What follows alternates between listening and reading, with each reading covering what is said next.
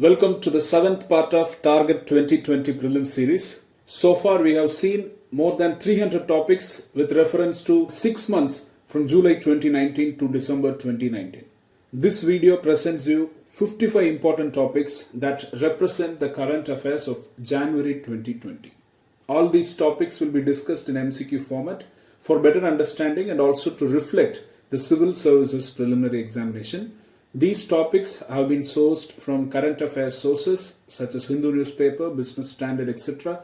And information for these topics have been presented to you from authentic and government sources like Government Gazette, Press Information Bureau, Niti Aayog, reports of various ministries, etc. If you enjoy the content, if you like the video, click the like button, comment and share it among your friends and those who are in need of such resources. Now let us move on to the first question. What is Starlink mission, sometimes seen in news? A near-Earth asteroid mission by NASA, a satellite constellation development project by SpaceX to deploy the world's most advanced broadband internet system, an upgrade of the Large Hadron Collider of CERN, a network of stratospheric balloons designed to bring internet connectivity to rural and remote communities worldwide. See option A, it corresponds to a mission of NASA wherein the spacecraft will travel to a near-Earth asteroid Bennu and it aims to bring a small sample of this asteroid back to Earth for studying purposes. This spacecraft is called as OSIRIS-REx and the mission is OSIRIS-REx mission. It is the first mission of United States to bring an asteroid sample to Earth. This mission, launched in 2016, is expected to bring the sample to Earth in 2023. Option C corresponds to High Lumi project, which is to be commissioned by the year 2027. This project is related to increasing the performance of Large Hadron Collider of CERN by increasing luminosity. High Lumi project. CERN is a European organization for nuclear research. We discussed about this project in detail in our October 2019 video, which is a part of this Prelims 2020 series. Option D corresponds to Loon mission. Loon is a subsidiary company of Alphabet. We heard about Alphabet in 2015 when Google was restructured. Now coming to this Loon mission, in this project, they aim to provide internet and mobile network coverage to unserved and underserved communities. They are going to achieve this by redesigning essential components of cell tower and placing them in a balloon which will carry them to an altitude of around 20 kilometers above the Earth. So by having a network of balloons, this project aims to expand internet and mobile network access, and it also says that it can even provide quick coverage to a location that is affected by natural disasters. So the correct answer for this question is option B, a satellite constellation development project by SpaceX to deploy the world's most advanced broadband internet system.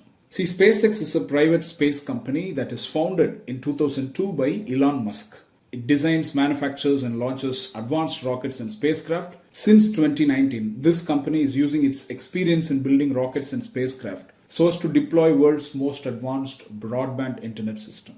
The objective of the mission is to provide fast and reliable internet in locations where now internet access is unreliable, expensive or completely unavailable. This they are going to achieve by launching batches of satellites to form a satellite constellation in space. In a single launch, a set of 60 satellites will be deployed at an altitude of 290 km initially, and from here the satellites will be raised to an altitude of 550 km using the onboard thrusters. And during this phase of flight, the satellites are closely clustered, which will look like a satellite constellation in space, how you are seeing it in this picture. Now this image is nothing but a still taken from a video captured by a satellite tracker in the Netherlands on May 24, 2019. SpaceX launched the first part of Starlink mission series. It launched first set of 60 satellites in a single launch. So the plan of this mission is to provide advanced broadband internet system to remote locations across the world. Right now it is targeting its initial service in northern United States and Canada in 2020, and it plans to have a near global coverage by the end of next year, that is 2021. It was in news in January because the third and fourth launch of this mission was done in January 2020. The fifth series was launched in February, sixth was launched in March, the seventh batch of 60 satellites was launched very recently on 22nd April. We can get such questions on foreign missions or programs or projects. Earlier in 2016 UPSC Prelims, a question was asked regarding GL-10, that is Greased Lightning 10, which is an electric plane with 10 engines, tested by NASA. So in this manner, there could be a question on Starlink mission or any of the missions that we have just now discussed. Correct answer option B. Now let's move on to next question. With reference to Convention on the Conservation of Migratory Species of Wild Animals, consider the following statements. 4 statements are given. Which of the statements given above are correct? First statement, it is an environmental treaty under the aegis of United Nations Environment Programme. It aims to protect terrestrial, aquatic and avian migratory species throughout their ranges. It is the only global convention specializing in the conservation of migratory species, their habitats and migration routes. India is a party to this convention. So this convention, CMS convention, it was frequently in news in the months of January and February because for the first time, India has hosted the Conference of Parties of CMS convention. This was 13th COP that was held in Gandhinagar in Gujarat in February 2020. So this convention is a UN convention. It is an environmental treaty of United Nations under the aegis of United Nations Environment Programme. It is also called as Bonn Convention because the text of this convention was negotiated in the year 1979 in a place called Bonn in Germany. The specialty of this convention is that it gives legal foundation to conserve not only terrestrial migratory species but also aquatic and avian migratory species throughout their range, where conservation is to be achieved by international coordination. So this convention, it brings together the states through which migratory animals pass and also the range states of migratory species. The definition for range and range state is given here for your reference. And the speciality of this convention, as stated by United Nations, is that it is the only global convention specializing in the conservation of migratory species, their habitats and migration routes. And there are 2 appendices in this convention. When it comes to CITES convention, there are 3 appendices. Here, there are only 2 appendices. Appendix 1 lists those migratory species that are threatened with extinction. Strict protection is prescribed for species under Appendix 1. The range states were asked to conserve and restore the places where these species live, then also to mitigate the obstacles to migration and also to control other factors that might endanger an Appendix 1 species. Then those migratory species that need benefits from international cooperation or that would significantly benefit from international cooperation, they are listed in Appendix 2 of the convention. In other words, we can say that these are migratory species that are not under the threat of extinction. And as per this convention, one migratory species may be listed in both the appendices if the circumstances demand so. And for the purpose of conservation, mitigating the hurdles and challenges for migration, and for various other purposes of this convention. The range states are encouraged to conclude global or regional agreements by this convention. So in all these aspects, this CMS convention, it acts as a framework convention. The agreements between the countries may range from legally binding treaties or to less formal instruments like memoranda of understanding. And these agreements, they can be adapted to the requirements of particular regions. These are the provisions which are a unique feature of this Convention on the Conservation of Migratory Species of Wild Animals. See, this convention entered into force on 1st November 1983 and as of 1st November 2019, the convention, the CMS convention had 130 parties, 129 countries and 1 organization, that is European Union. And since 1983, India is also a state party to this convention. The secretariat of this convention is located in Bonn in Germany, and there is also a scientific council. This provides advice to Conference of Parties on scientific matters. See, Conference of Parties COP, it is the principal decision-making organ of this convention. It meets once in every 3 years. This is important. So far, there have been 13 meetings of COPs. The first COP was held in the year 1985 and the recent COP 13, was held in February 2020 at Gandhinagar in India, and India has been designated as the president of COP for next 3 years. As we told already, the 13th COP is special because it is the first COP of CMS convention that has been hosted in our country. Now, the most important outcome for India because of this 13th COP is that India's proposal to include 3 species in Appendix 1 was unanimously accepted and accordingly it was done. These are Great Indian Bustard, Asian Elephant and Bengal Florican. We know that Asian elephants are very important. They help in regeneration of forests and grasslands by dispersing seeds, whereas the Great Indian Bustard, it acts as crucial indicator of grasslands ecosystem. We also know that elephants are national heritage animal in India, and all these 3 species in our country, they are legally accorded highest protection under Schedule 1 of Wildlife Protection Act of 1972. The organizational structure of this CMS is given here for your reference.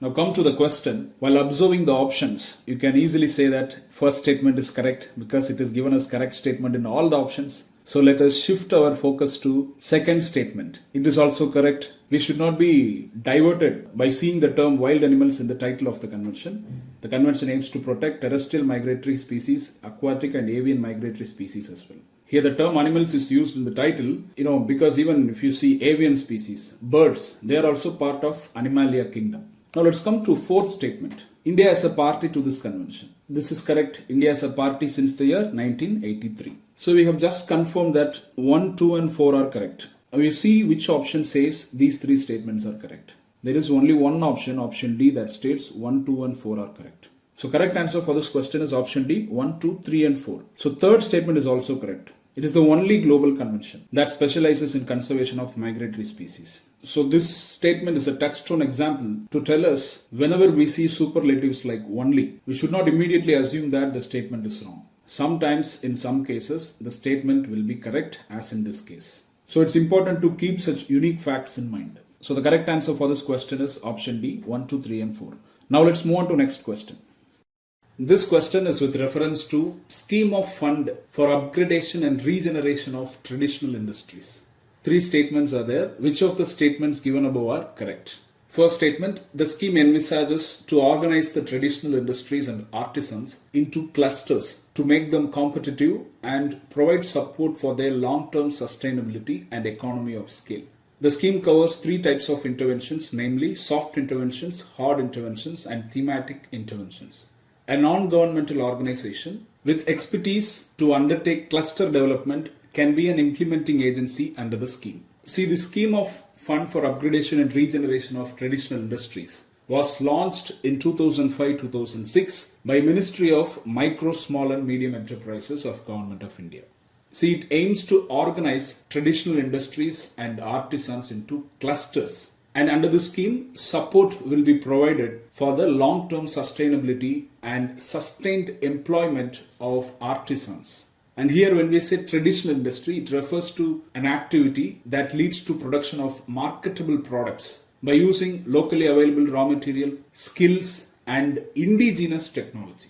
And traditional industry cluster, it refers to a geographical concentration of sizable number of artisans or micro enterprises, suppliers of raw materials, traders, service providers, and members in this traditional industry cluster. They produce, process and service similar types of products and they face common opportunities and common threats. Traditional industries are broadly categorized into Kadi industries, coir-based industries and village industries. There is one provision with respect to the geographical distribution of clusters throughout the country under the scheme, which is at least 10% of the clusters, they shall be located in northeastern region, Jammu and Kashmir and hill states. And under the scheme there are 3 types of clusters. One is heritage cluster, then major clusters, then mini clusters. In heritage cluster we can see more than 1000 artisans up to 2500, then 500 to 1000 artisans can be in major cluster. When the number of artisans in a cluster is up to 500, these clusters are called as mini clusters. The scheme, it also aims to improve or enhance the marketability of products produced by such clusters by providing support for new products, supporting in design intervention and also in improved packaging. And the scheme also aims to tap e-commerce as a major marketing channel of the products. Now, one more objective is to improve the skill and capabilities of traditional artisans through training and exposure visits. The scheme also focuses on strengthening the cluster governance systems with active participation of stakeholders. Here when we say stakeholders, it refers to artisans, micro enterprises, suppliers of raw materials, traders, service providers, etc. One of the main support mechanism of clusters is that it will help these artisans or these stakeholders to handle the emerging challenges and the emerging opportunities and to respond to them in a coherent manner. Under the scheme, financial assistance is given to implementing agencies to undertake three types of interventions. These interventions are called as soft interventions, hard interventions, and thematic interventions. They have been given here for your reference. The financial assistance provided for any specific project shall be subject to a maximum of 8 crore. This maximum of 8 crore is for heritage clusters. For major cluster, there is a maximum limit of 3 crore. For mini cluster, maximum limit of 1.5 crore. These limits may be upgraded in the future by the government. So, who all can seek financial assistance under the scheme? In other words, who all can be implementing agencies under the scheme? We should know that non-governmental organizations, institutions of central government and state governments, private sector, corporates and corporate social responsibility foundations, Panchayati Raj institutions with expertise to undertake cluster development, they can become implementing agency and they can seek financial assistance under the scheme for the welfare, for cluster development of traditional industries and artisans. During the budget speech for the financial year 2019-20, the finance minister said that more common facility centers would be set up under the scheme to generating sustained employment opportunities for the artisans. Here we can see that common facility centers is one of the hard interventions under the scheme. The minister also stated that this scheme will focus three sectors: bamboo, honey and khadi clusters. And in the last financial year, there was also a target to set up 100 new clusters so as to ensure joining of 50,000 more artisans into this economic value chain or to facilitate development under the scheme. So with this information, now let's come to the question. First statement is correct and it is the prime objective of this scheme. You can eliminate option B. The second statement is correct. There are three types of interventions: soft, hard and thematic interventions. Third statement is also correct. A non-governmental organization having expertise to undertake cluster development can be an implementing agency under the scheme.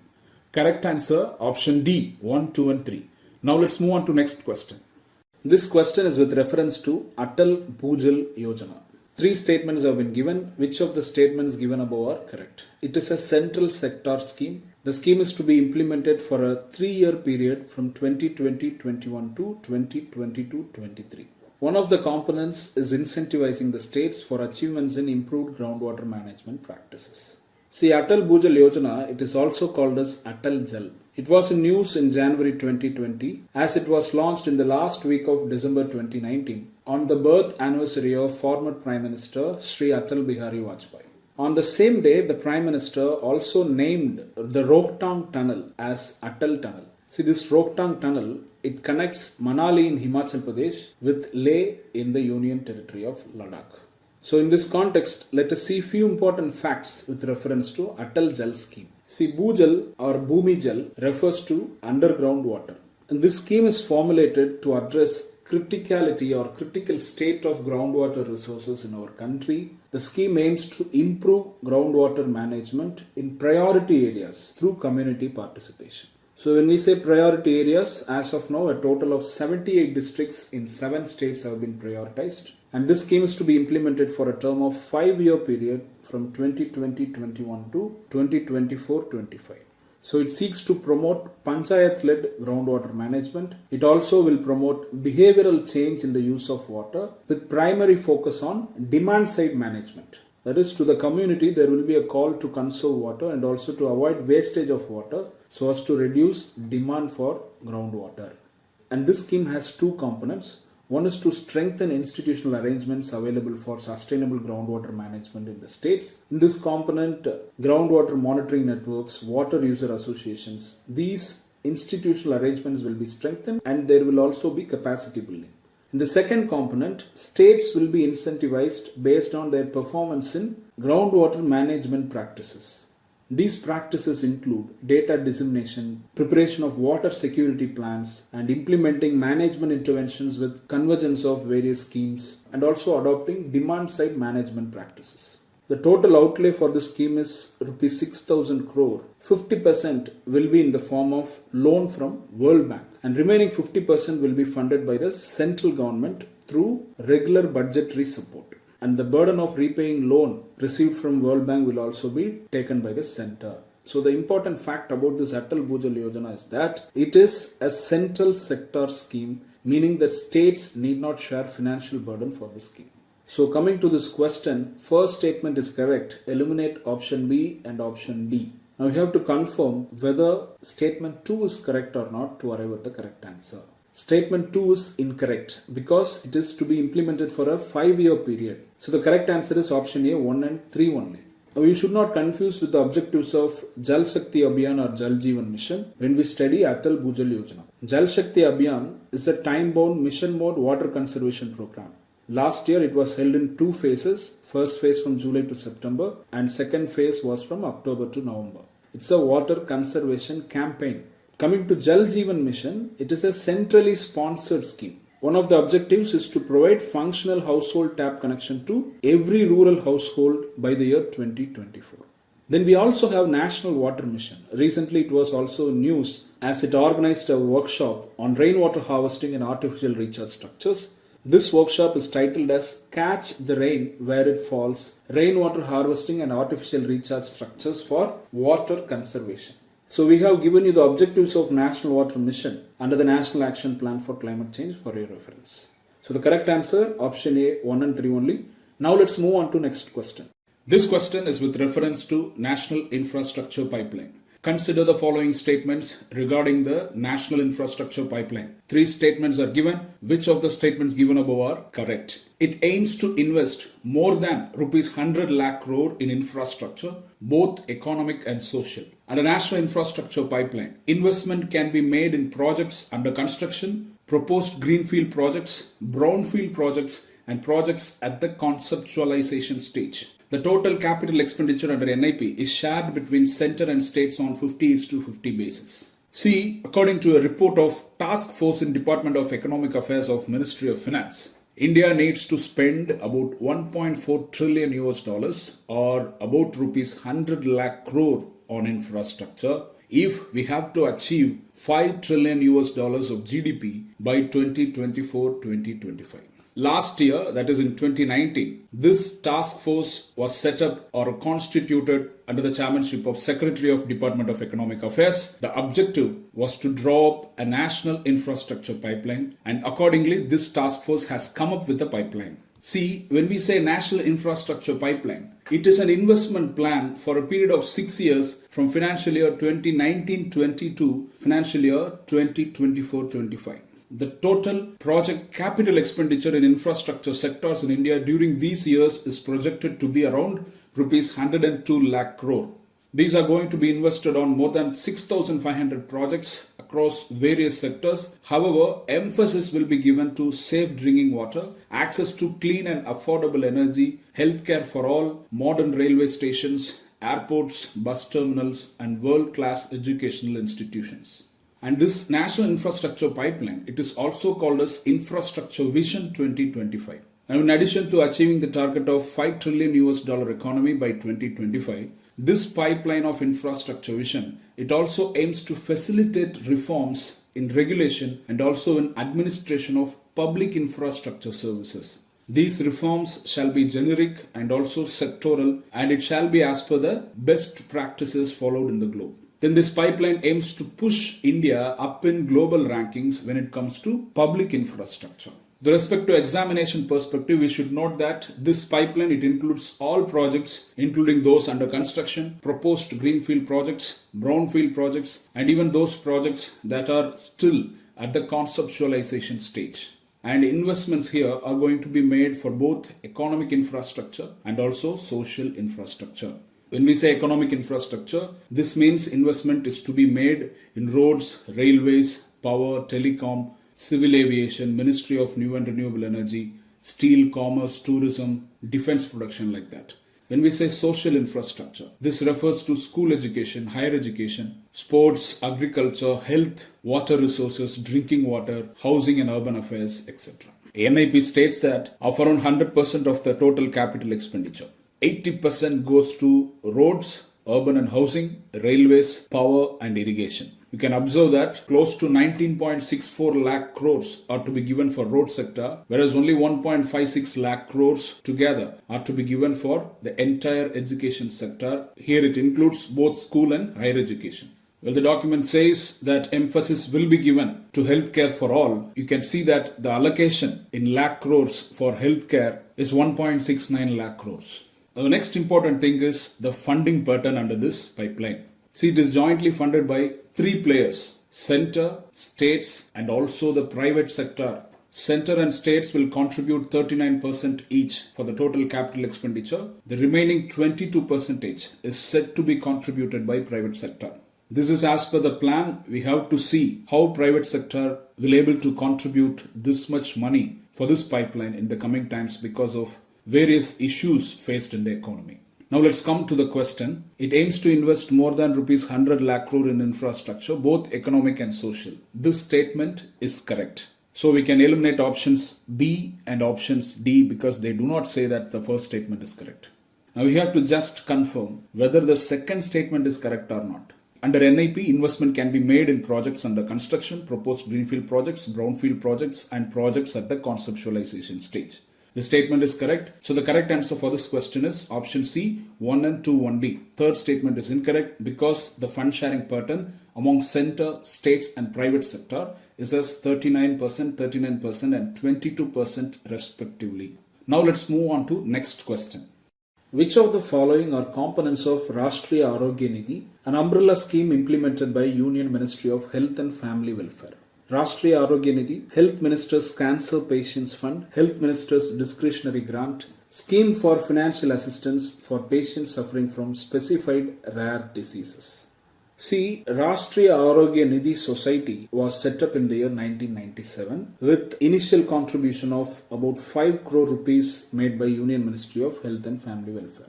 At that time, the objective was to provide financial assistance to patients so as to give them medical treatment at any super specialty government hospitals. Such financial assistance is to be provided to patients living below poverty line and if they are suffering from major life-threatening diseases. And as it was a society, it had a managing committee. In August 2018, the managing committee of this society decided to close the society with effect from 1st January 2019. So with effect from 1st January 2019, the functions of this RAN society was given to the Department of Health and Family Welfare of Ministry of Health and Family Welfare. So after this, a new umbrella scheme of Rashtriya Arogya Nidhi was formulated by the Union Ministry. Under this scheme, financial assistance is given for poor patients to receive treatment at government hospitals.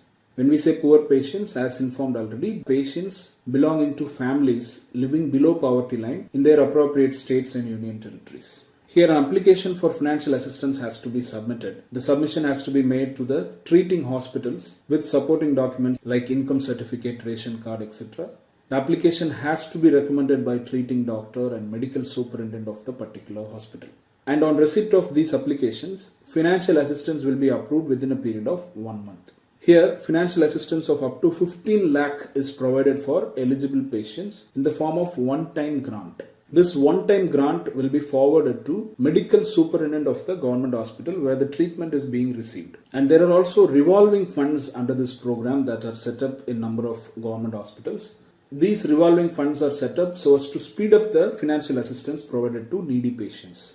So therefore, powers have been delegated to medical superintendent or director of the government hospitals so as to utilize funds up to 5 lakh for eligible patients in every case from this revolving fund. So one point to note here is, under this umbrella scheme, funds are not released to states or union territories. Rather, the funds are given to the medical superintendent of the hospitals where the eligible patients are receiving treatment.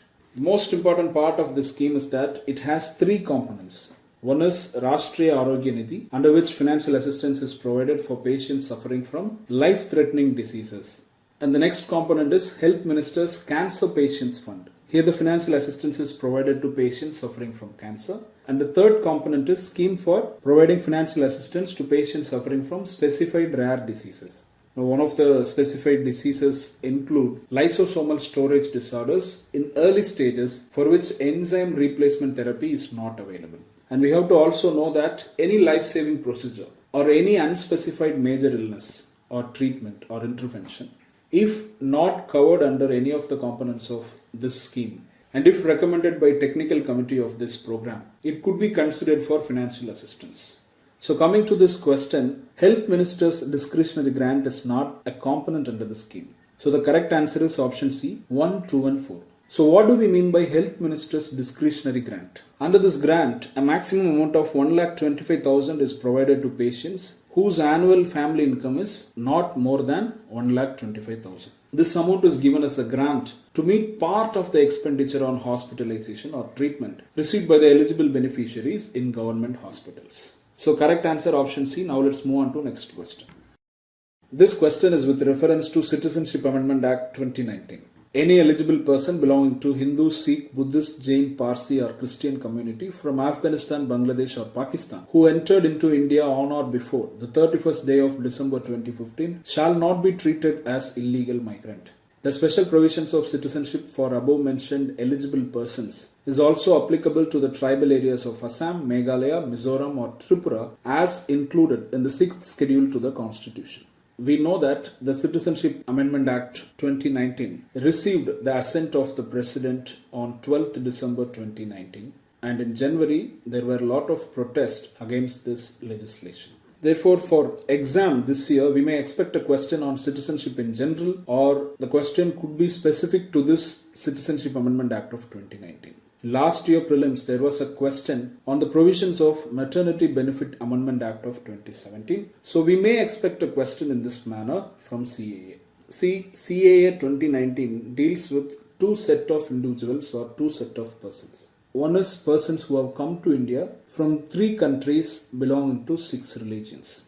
Secondly, it deals with OCA card holders. For OCA card holders, it inserted a provision for cancelling their OCA card registration. It said that central government may by order cancel the registration of OCA card if such card holder has violated any of the provisions of Citizenship Act 1955 or if violated any of the provisions of any other law specified by the central government. Now, for persons belonging to these 6 religions and who have come from Pakistan, Afghanistan and Bangladesh, first, they shall not be treated as illegal migrants. This is because as per section 6.1 of Citizenship Act of 1955, there is one criterion for the application to acquire Indian citizenship by naturalization.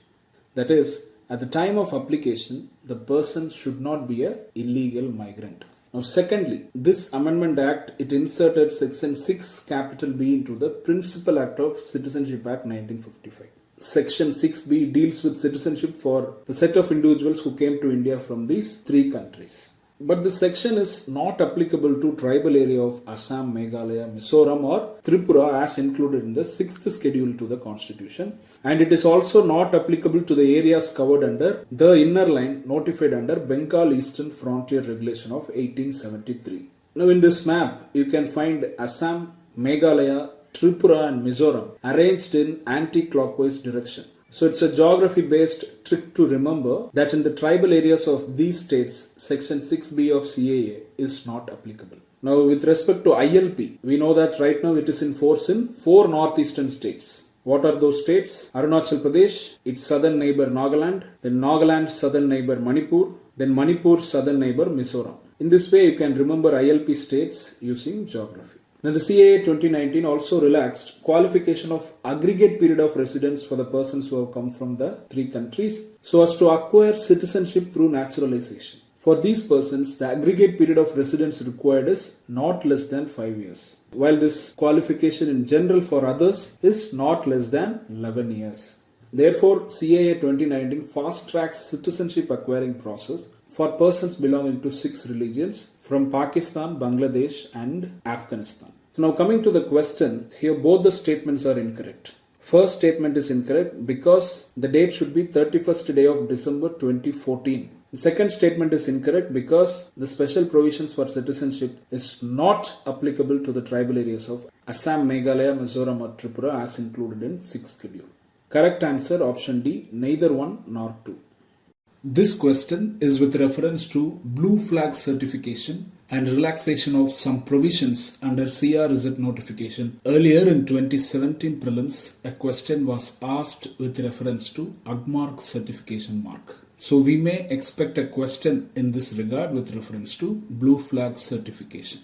In the context of blue flag certification for beaches, consider the following statements. Two statements have been given. They are asking which of the statements given above are not correct.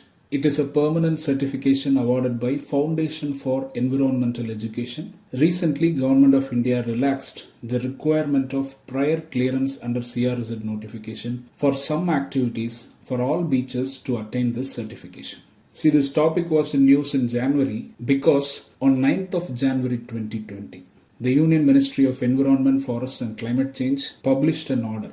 This order relaxed some restrictions which were earlier placed on coastal regulation zones, and the relaxation is for the purpose of blue flag certification. So in this context, let us see about blue flag certification first, and then we'll see about the relaxation permitted in the coastal regulation zones. See, blue flag certification is an internationally recognized eco-label that is awarded by a non-governmental environmental organization. This organization is Foundation for Environmental Education, shortly called as FEE. This certification, it is awarded to beaches, marinas and also to sustainable boating tourism operators. This NGO, it is headquartered in Copenhagen in Denmark. Now the speciality of this certification is that if beaches in one country earns this reputation, it means that those beaches are environment friendly, those beaches are free from pollution, and those beaches are safe and perfect for tourists. As a result, it can contribute to the local economy and the tourism sector of the particular country.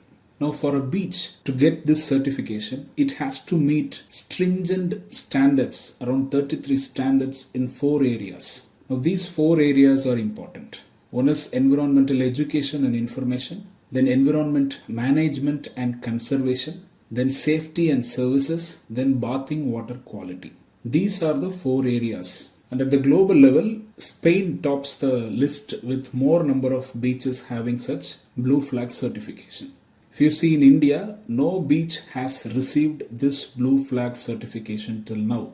There have been some news reports which have earlier stated that some beaches in India were certified, but these reports are false. If you go to the official website of Blue Flag Global, you can understand that no Indian beach have been so far awarded this certification.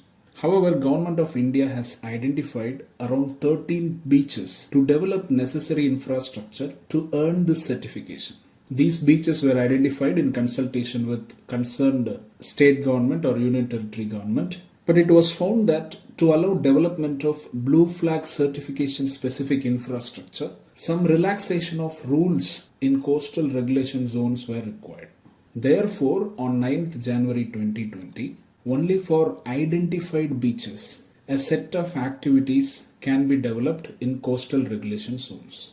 And for these set of activities, prior clearance is not required under the provisions of CRZ notification or Island Protection Zone notification or Island Coastal Regulation Zone notifications. You can see some of the allowed activities include grey water treatment plant, solar power plant, parking facilities, outdoor play equipment or fitness equipment, and fencing, preferably by vegetative fencing. So these activities and facilities, they shall be permitted in coastal regulation zones, including islands, however, keeping a minimum distance of 10 meters from high tide line. Now come to the question. First statement states it is a permanent certification. This statement is incorrect because blue flags are awarded for only one season. For next season or for each season, these awards have to be renewed by constantly living up to the standards or the stringent criteria specified by the Foundation for Environmental Education.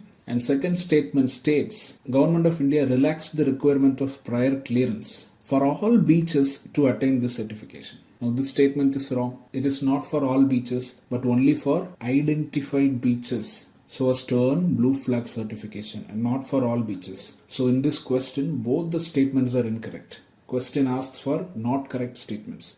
Both are not correct. Correct answer option C, both 1 and 2. Now let us move on to next question. Now this question is with reference to Future Skills Prime Initiative. Two statements have been given. Which of the above statements are correct? It aims to train school children in the age group of 6 to 14 years to equip them with learning skills required for better performance in the future. It is a joint initiative of NASSCOM and the Government of India.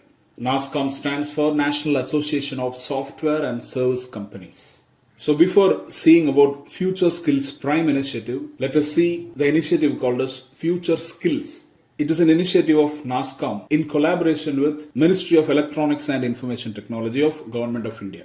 This initiative of Future Skills was announced by Prime Minister in February 2018 at Hyderabad. The objective is to reskill the IT industry workforce. In which area are we going to reskill them? In the area of emerging technologies and emerging job roles. In other words, the technologies and job roles of the future.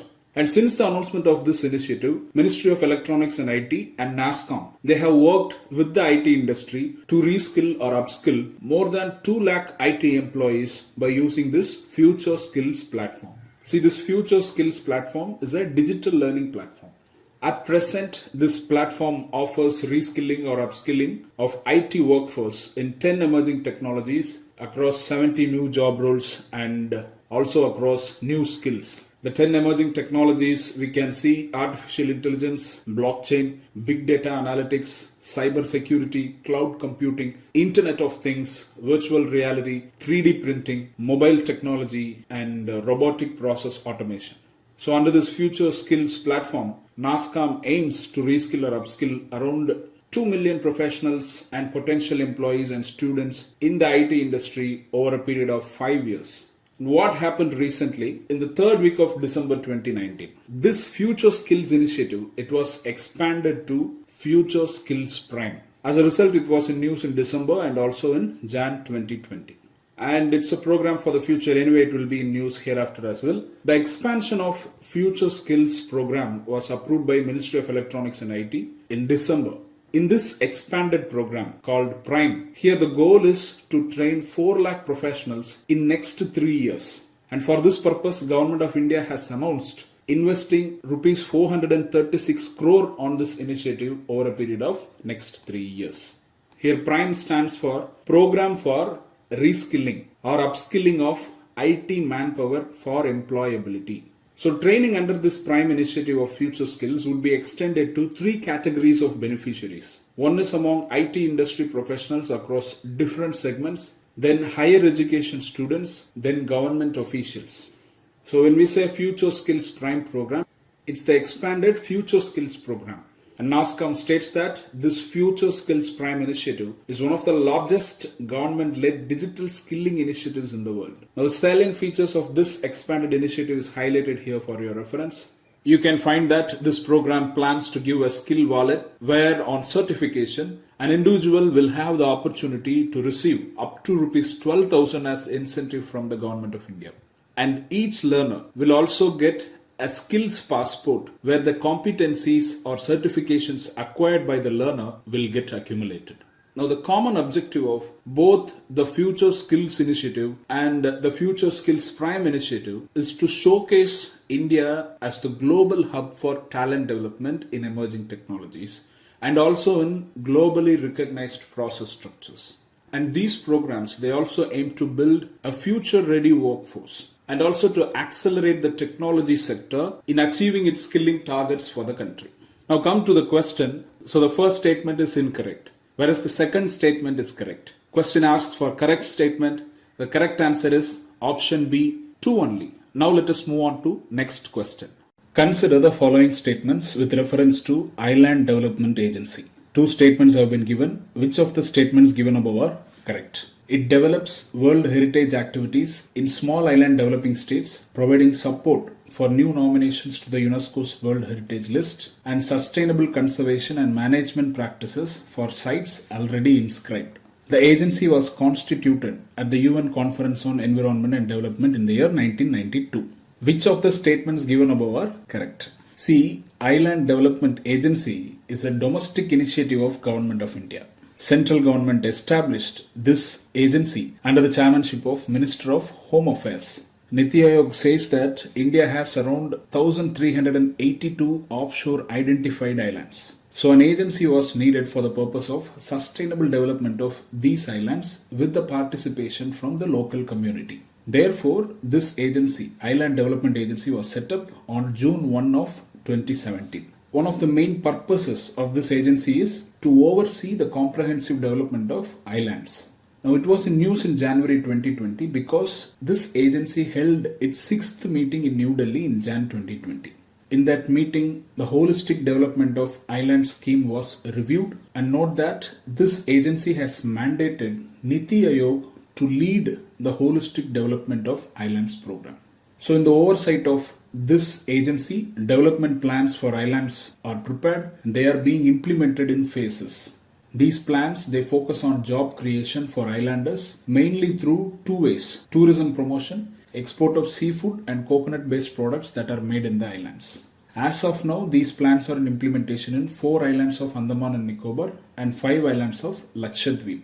In the next phase or in the second phase, suitable sites in 12 more islands of Andaman and Nicobar and 5 more islands in Lakshadweep will be covered. See, this agency is also involved in strengthening infrastructure support in identified islands. This is done by executing projects for improving air connectivity, sea connectivity and also digital connectivity. There is a proposal to construct airports in Great Nicobar Island when it comes to Andaman and Nicobar Islands and in Minicoy Island of Lakshadweep so as to catalyze development process in this region. And in the front of digital connectivity, it is reported that Port Blair and another 7 islands in Andaman and Nicobar, they will be digitally connected through submarine optical fiber cable by June 2020. So the Island Development Agency and the programs under it, they seek to improve communication services so as to facilitate setting up IT-based enterprises and other MSME enterprises in various islands. This is to be done with incentives from a scheme called as Lakshadweep and Andaman and Nicobar Islands Industrial Development Scheme, which was notified on 1st of January 2019. Now come to the question. The first statement, it corresponds to UNESCO World Heritage Program for Small Island Developing States. This program was started in the year 2005. See, small island developing states, they are spread over Caribbean Sea, Pacific Ocean, Atlantic Ocean, Indian Ocean, Mediterranean Sea and also in South China Sea. These countries, they were given special recognition in the UN Conference on Environment and Development in Rio in 1992. Particularly in Agenda 21 document, there is a chapter 17G. This chapter deals with small island development states. These countries, they face challenges like growing population, limited resources, climate change, sea level rise, extreme weather events, etc. And with respect to small island development states, we should note that the year 2014 was declared by the United Nations General Assembly as the International Year of Small Island Development States. The second statement is also incorrect. Since both the statements are incorrect, question asks for correct statements. The correct answer for this question is option D, neither 1 nor 2. Now let's move on to next question. See this question, 2 statements have been given. They're asking which of the statements are correct. First statement, nosocomial transmission recorded in COVID-19 refers to transmission of an infection in hospital to a patient admitted for a reason other than the transmitted infection. The SARS outbreak of 2003 was much less infectious than COVID-19. So this question is in relation to the experiences observed in the present pandemic of COVID-19. See, coronaviruses, they belong to a large family of viruses. Some of them cause illness in people, some circulate among animals like camels, cats, bats, etc. Rarely, animal coronaviruses, they evolve and they jump species to infect human beings. And once human beings are infected, then the virus spreads among people. And coming to COVID-19, we are still uncertain about the precise animal origin of this disease. Among the human beings, COVID-19 infections, they spread both directly and indirectly. When we say directly, it refers to having direct contact with a respiratory droplet of an infected individual. And indirectly means by having contact with contaminated object or contaminated surfaces where the virus strain is present. Let's take this opportunity to also know about an initiative called as GIS Aid. Now they may use this term in exam. They may ask the term GIS Aid is in news, what it is. In the options they may give, it is a GIS aided navigation system like that. See, this GIS aid was in news in January as China submitted genome sequence data of SARS coronavirus 2 to this GIS aid platform. Here, GIS aid, it stands for Global Initiative on Sharing All Influenza Data Platform. It was launched in May 2008. It was initially supported by US government. However, since 2010, Germany has become the official host of this platform. So as the name implies, it promotes international sharing of all influenza virus sequences, human viruses, and also various geographical species-specific data associated with avian viruses or other animal viruses. So for this purpose, it also maintains a database called as EpiFlu database. So by having such an arrangement, the objective is to help researchers to understand how viruses evolve, how they spread, and how they become pandemics. Now the speciality of this platform is it gives due recognition to the owner of the data that was shared or uploaded, and it also gives due recognition to the intellectual property rights of the owner of the particular medical data or virus data that was shared into this platform. To be specific, this GIS aid was actually a response to some of the earlier available public domain archives that were used to transfer such medical information. Now coming to the question, first statement is about nosocomial infection. Here, nosocomial transmission or nosocomial infection, it refers to hospital acquired infection or transmission of a disease in a hospital. We can see such transmission among healthcare workers or among patients who are admitted for other diseases. It deals with the risk of contracting a communicable disease from the hospital. So it is in order to minimize and to avoid such kind of transmission, personal protective equipment is mandated for healthcare workers and other workers who are available in hospitals and other healthcare facilities that are associated with COVID-19. Coming to the second statement, it says the SARS outbreak of 2003 was much less infectious than COVID-19. The statement is correct because though the SARS outbreak was more deadlier than COVID-19, it was much less infectious than COVID-19. So the correct answer for this question is option C. Both 1 and 2 are correct. Now let's move on to next question. This question is with respect to ecological flow in river Ganga and its tributaries. It was in news in January as some of the projects were found to be non-compliant to the prescribed minimum environmental flows. Now come to this question. Two statements have been given. Which of the statements are correct? Some of the existing projects have been given a time period of 3 years to ensure compliance of desired environmental flow norms. The mini and micro projects which do not alter the flow characteristics of the river or stream significantly are exempted from the environmental flows. See, earlier in October 2016, an order was notified in the Government Gazette. This order is called as River Ganga Rejuvenation, Protection and Management Authority's Order of 2016. This order constituted an authority called as National Mission for Clean Ganga for rejuvenation, protection and management of River Ganga Basin. One of the duties of this authority is to determine the magnitude of ecological flow in River Ganga and its tributaries. And these ecological flows or environmental flows or e-flows, they are required to be maintained at different points in different areas at all times with the aim of ensuring water quality, environmentally sustainable rejuvenation and protection and management of River Ganga and its tributaries. So therefore, in October 2018, National Mission for Clean Ganga published an order in the Gazette. This order prescribed minimum environmental flows that have to be maintained in River Ganga and its tributaries in two stretches. One is Upper Ganga River Basin stretch, then the stretch of main stem of River Ganga. The Upper Ganga River Basin stretch starts from originating glaciers and through respective confluences finally meeting at Dev Prayag up to Haridwar. And the main stem of River Ganga stretch is from Haridwar of Uttarakhand to Unnao in Uttar Pradesh. And minimum flows were prescribed for these two stretches throughout the year, that is for all the months. And these are minimum environmental flows that should be maintained at locations downstream of various structures or projects that divert river flows. They might be diverting water for various purposes like irrigation, hydropower, industrial or other requirements. But with the minimum flow requirement, they have to allow a certain proportion of water always. One important development took place last year in the principal order published in October 2018. Earlier, this order gave a relaxation to existing projects that could not currently meet the norms of environmental flows. These projects were given a period of 3 years from the date of issue of this order to comply with the minimum environmental flows prescribed in the order. That is, they need not comply immediately, but they have to comply to this order by October 2021. What happened last year? This relaxation given in the principal order was amended. The amended order mentioned that existing projects that do not currently meet the norms of these environmental flows, they shall comply to the environmental flow norms before December 15 of 2019. So now come to the question. So the first statement is incorrect.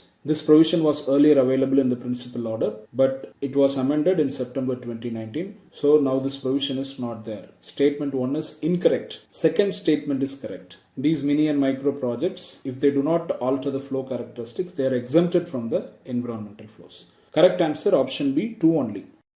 This question is with reference to Raisina dialogue. 4 statements have been given. They are asking which of the statements given above are correct. It is India's flagship geopolitical and geostrategic conference. It is held at biennial intervals. The first edition of Raisina Dialogue was held in 2016. The theme of the dialogue this year is 21 at 20, Navigating the Alpha Century.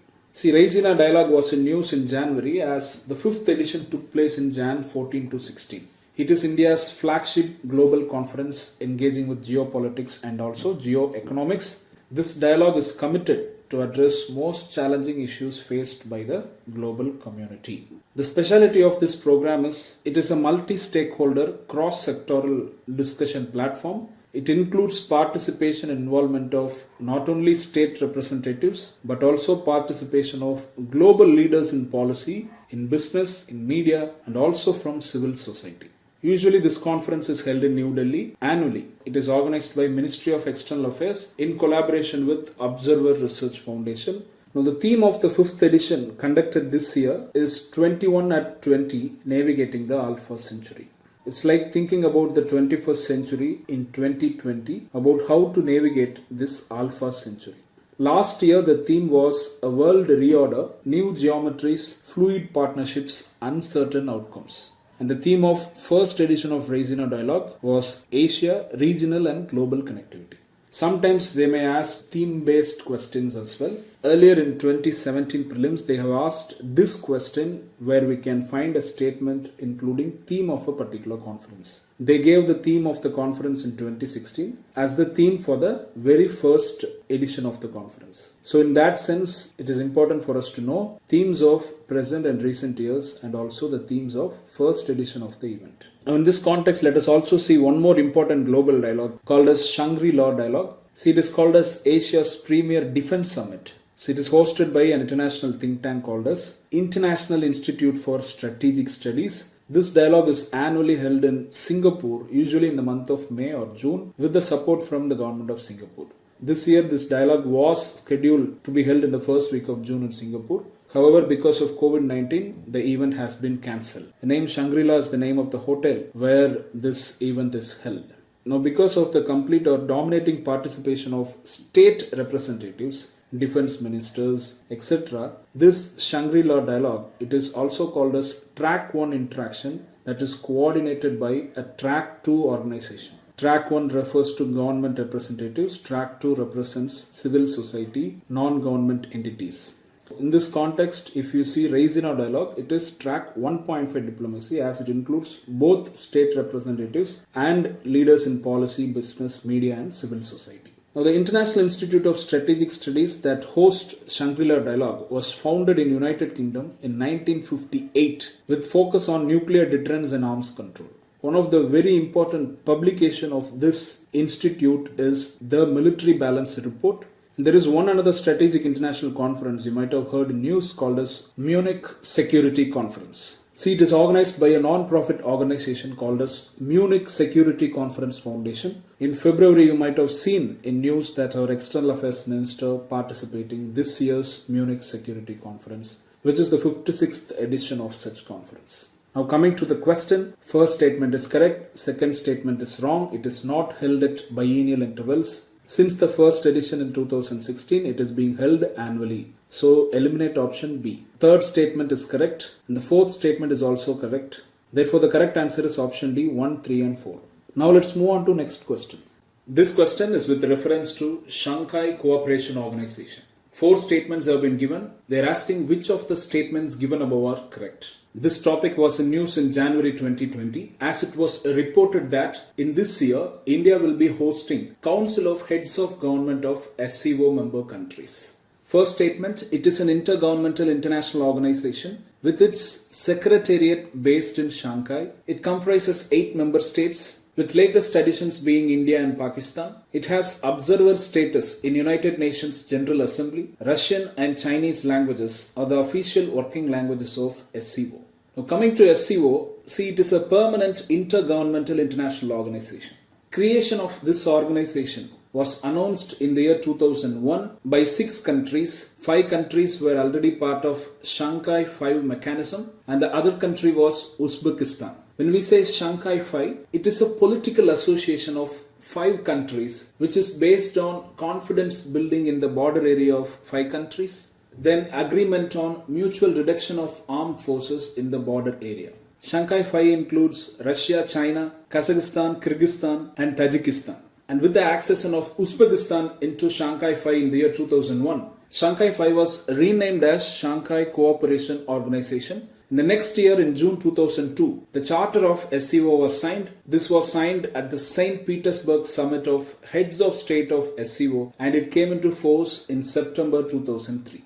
So at that time, there were 6 members in this organization. In the Astana Summit in the year 2017, India and Pakistan were given full membership in this organization. Astana is in Kazakhstan. It is also called as Nur Sultan. So right now, the total membership is 8 countries. It also has 4 observer states, Afghanistan, Iran, Belarus and Mongolia. And SCO has observer status in United Nations General Assembly and it has been the case since the year 2005.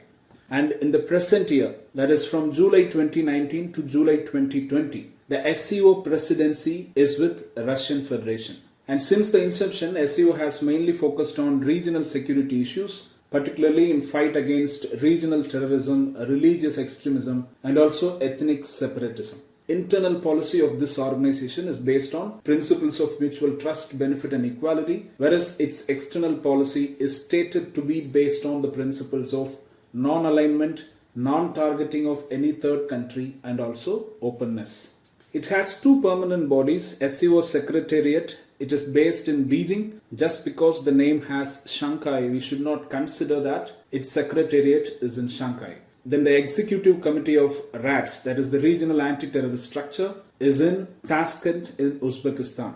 And there are only 2 official working languages of this organization. They are Russian and Chinese. Now come to this question. First statement is incorrect because it states its secretariat is based in Shanghai. It is based in Beijing. In Beijing, we can also see the headquarters of Asian Infrastructure Investment Bank. Once you find that the first statement is incorrect, you can easily arrive at the correct answer. Option C, 2, 3 and 4. There is also a Business Council of Shanghai Cooperation Organization. It was founded in 2006. It is a non-governmental entity or an independent institution that is headquartered in Moscow. Now let us move on to next question. Consider the following: Russia, Armenia, Kazakhstan, Kyrgyzstan, Uzbekistan, Ukraine. Which of the countries given above are member states of Eurasian Economic Union? See, Eurasian Economic Union is an international organization for regional economic integration among countries located in northern Eurasia. It was established by Treaty on Eurasian Economic Union. This treaty was signed by 3 countries, Belarus, Kazakhstan and Russian Federation. This treaty was signed in May 2014 and it came into force on 1st January 2015. If you see on very next day, on 2nd Jan 2015, Armenia joined this union. And in the same year, in the month of August, Kyrgyzstan also joined.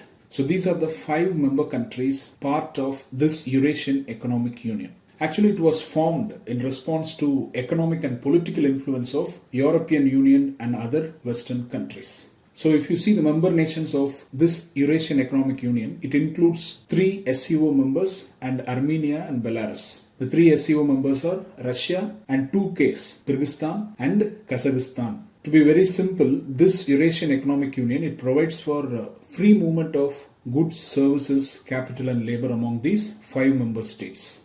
So coming to this question, if you know that Russia is part of this union, you can eliminate option B. And we should note that Ukraine is not part of this Eurasian Economic Union. So we can eliminate option D. The correct answer for this question is option C. Now let's move on to next question.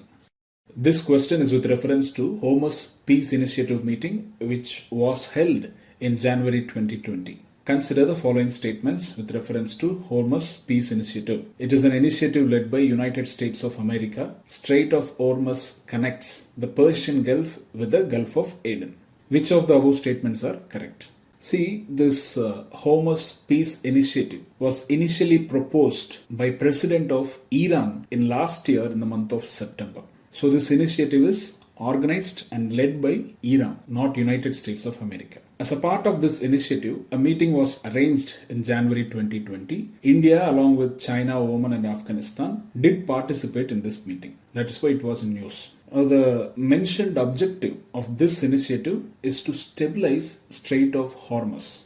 So what Iran seeks under this initiative is regional cooperation so as to keep Strait of Hormuz secure. It seeks cooperation among the countries in the region, which are Iraq, Saudi Arabia, Bahrain, Qatar, Kuwait, United Arab Emirates, Oman, and also Yemen. So in this context, it is important for us to know and brief about this Strait of Hormuz and also its importance. Well, most of the aspirants and viewers do well know about this Strait of Hormuz. For some of our viewers, the facts related to Strait of Hormuz could be a new thing. See, it is a waterway. It connects Persian Gulf with Gulf of Oman, not Gulf of Aden.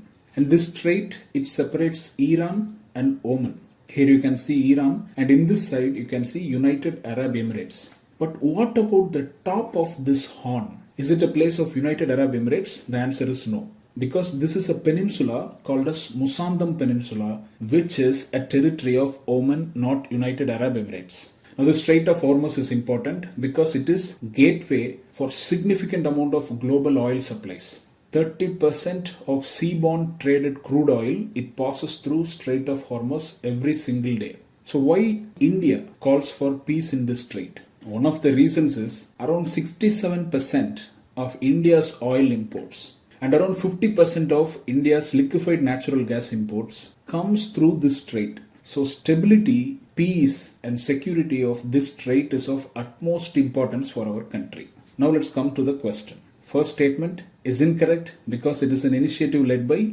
Iran. Second statement is incorrect because Strait of Hormuz connects Persian Gulf with Gulf of Oman. If you see, there is Strait of Bab el-Mandeb. It is this strait that connects Red Sea with Gulf of Aden, while Strait of Hormuz connects Persian Gulf with Gulf of Oman. So here we find that both the statements are incorrect. Therefore, the correct answer is option D, neither one nor two. This question is with reference to Agreement on Persons of Indian Origin in Ceylon 1964. Consider the following statements. The agreement allows for according citizenship in Sri Lanka, Ceylon for some of the persons of Indian origin, while some PIOs are to be repatriated to India. It was signed during the Prime Ministership of Lal Bahadur Shastri. Which of the statements given above are correct? See, Ceylon is the former name of Sri Lanka, and this agreement on persons of Indian origin in Ceylon was signed between the then Prime Minister of India, Lal Bahadur Shastri, and the then Prime Minister of Ceylon, Sirimavo Bandaranayaka, on 30th October 1964. Therefore, this pact is also called as Sirimavo Bandaranayaka Lal Bahadur Pact or Sirimavo Shastri Pact. Now, in the context of Sri Lanka, when we say persons of Indian origin, most of them are historically from the present day Tamil Nadu. These persons are actually descendants of workers who were taken by the British to Ceylon in the 19th century and the early 20th century. They were taken to work in the hill plantations of tea, coffee and rubber in Sri Lanka. So when Ceylon became independent, a Sinhalese-controlled national government was formed. As a result, many persons of Indian origin were not given citizenship or they were rendered stateless. So in order to resolve the plight of these individuals, an agreement was signed at the level of prime ministers of both the nations. Now, the objective of this agreement is that all persons of Indian origin in Ceylon who have not been recognized either as citizens of India or as citizens of Ceylon, they should become citizens of either country. Either they should become citizen of India or they should become citizen of Ceylon. They should not be rendered stateless. That is the very important point of this agreement. And at the time of agreement in 1964, persons of Indian origin coming under this category, they were numbered at around 9,75,000. So at this agreement of 1964, it was mentioned that India would accept repatriation of 5,25,000 of these persons and their children. The agreement calls the children as the natural increase in this number. And Ceylon agreed to grant citizenship to 3 lakh of these persons and their children. And all these things are to be carried out within a 15-year period from the date of this agreement. The status of remaining 1,50,000 persons, they were to be determined by a separate agreement in the future. This agreement is what we call as Agreement between India and Sri Lanka, or Sirimavo Indira Gandhi Pact, which was signed in the year 1974. And as per this 1974 agreement, 75,000, that is 50% of the remaining persons, will be given citizenship in Sri Lanka and 50% will be repatriated to India, where they will be given Indian citizenship. So overall, if you see, as per Indo-Sri Lanka Agreement of 1964 and 1974, India agreed to issue citizenship of about 6 lakh persons, whereas Sri Lanka agreed to issue citizenship of about 3,75,000 persons. Because of various issues and ethnic violence in Sri Lanka, reports say that the commitments under 1964 agreement were only implemented in part in the agreed period of 15 years. Some sources say that by the year 1985, India granted citizenship to around 6 lakh persons, while Sri Lanka agreed to accept around 4.5 lakh individuals with children as its citizens. These two agreements, they were in news with reference to Centre's recent announcement made with reference to National Population Register and National Register of Indian Citizens. It was reported that some families who have become citizens in India after coming from Sri Lanka, these are persons of Indian origin, reportedly they have lost many documents in transit after they have come to India. So they were expressing fears about how they will be able to prove their citizenship, which they obtained legitimately in India, when National Register of Indian Citizens is to be carried out. Now coming to this question, the first statement is correct because part of persons of Indian origin, they will be given citizenship in Sri Lanka and part of them will be repatriated to India, where they will be given Indian citizenship. Second statement is also correct as it was signed during the Prime Ministership of Lal Bahadur Shastri. Prime Minister Jawaharlal Nehru passed away in May 1964. This agreement was signed in October 1964. At that time, Mr. Lal Bahadur Shastri was the Prime Minister. Correct answer, option C, both 1 and 2. Now let us move on to next question. This question is with reference to dedicated freight corridors. In which of the following state or states both the eastern and western dedicated freight corridors pass through? Uttar Pradesh, Punjab, Haryana, Bihar, Rajasthan. Select the correct answer using the code given below. See, when we say dedicated freight corridors, these are railway corridors that are under construction in our country by Indian Railways. They are being constructed to enable smooth transport of cargoes. There are two corridors. One is Western Freight Corridor and the other is Eastern Freight Corridor. The Western Freight Corridor, it covers a distance of 1,504 km from Jawaharlal Nehru Port Trust in Maharashtra to Dadri in Uttar Pradesh. So between Maharashtra and UP, it passes through three states: Gujarat, Rajasthan and Haryana. Some of the important locations traversed by this corridor in Gujarat, that are Vadodara, Ahmedabad, Palanpur, in Rajasthan, Pulera, in Haryana, Rewari. These locations are important as we can expect a map-based prelims question with these locations. They may ask us to arrange from north to south or from south to north. So the Western Corridor here, it passes through 5 states: Maharashtra, Gujarat, Rajasthan, Haryana and UP. This corridor will help in the container transport requirements between the ports in Maharashtra and Gujarat and the northern hinterland. Now coming to Eastern Dedicated Freight Corridor, the length of the route is more than that of Western Dedicated Freight Corridor. Here the length is 1,856 km from Ludhiana in Punjab to Dankuni in West Bengal. It has 2 segments, one double track segment between Dankuni in West Bengal to Kurja in Uttar Pradesh, and then a single track segment of around 447 km between Ludhiana in Punjab to Khurja in Uttar Pradesh. It passes through Dadri in Uttar Pradesh. So now there is one state in which both the corridors pass through, that is Uttar Pradesh. There is also one another state, that is Haryana, in which both these corridors pass through. The eastern corridor passes through 6 states: Punjab, Haryana, UP, Bihar, Jharkhand, and the extreme is in West Bengal on one side. This corridor is largely expected to help in coal and steel traffic. There is one special note here. The Western Dedicated Freight Corridor is proposed to join the Eastern Dedicated Freight Corridor in Uttar Pradesh at the location called as Dadri. So both the corridors in this DFC project is being implemented by a special purpose vehicle created in October 2006. This SPV is called as Dedicated Freight Corridor Corporation of India Limited. It is a wholly owned public sector undertaking of Ministry of Railways.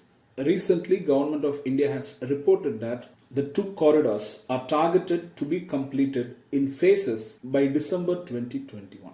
So in this question, the correct answer should contain 1 and 3. Option B is the right answer. Now let's move on to next question. This question is with reference to Pradhan Mantri Rozgar Protsahan Yojana. 2 statements are given. Which of the statements are correct? The scheme provides financial support for eligible employees for being rendered unemployed. It is targeted for employees earning wages less than or equal to Rs 15,000 per month. See, Rozgar Protsahan means encouraging employment. So this scheme is designed to incentivize employers for generation of new employment. So first statement is incorrect. So usually employer will contribute a total of 12% financial contribution for an employee. Part of this payment goes for employee pension scheme and part of this contribution goes for employees provident fund. So what happens under this scheme? See, in this scheme, central government will be paying the employer's contribution which are made towards employee pension scheme and employees provident fund for new employees. And because government is contributing the finance for new employees, the employer is incentivized to create new employment opportunities. And this incentive is available for the first 3 years of employment of new employee. This scheme is being implemented by Ministry of Labour and Employment since August 2016. Therefore, this scheme has a dual benefit. On one hand, the employer will be incentivized for increasing employment base for workers in the establishment. And it is in these establishments, because of new job creation, a large number of workers will come and join and they will find jobs. A direct benefit is that these workers will have access to social security benefits of organized sector. This is because all establishments that are registered with Employees Provident Fund Organization, they will be eligible to avail these benefits from the government. Actually, earlier in the same scheme, Government of India was paying only employee pension scheme contribution of the employer for a new employee. But this was amended with effect from 1st April 2018. So now the contribution is for both employee pension scheme and also for employees provident fund. Now coming to eligibility criteria, as we saw already, all establishments that are registered with Employees Provident Fund Organization, they can apply for availing benefits. But there are some conditions. One of them is that the establishments, the company, they should have labor identification number which are allotted under Shram Suvidha portal. It is this labor identification number that serves as primary reference number for all communication to be made under this scheme. And the eligible employer must have added new employees to the establishment. And this new employee should have Aadhaar seeded universal account number. The entire system is online and Aadhaar based with no human interface in the implementation of the scheme.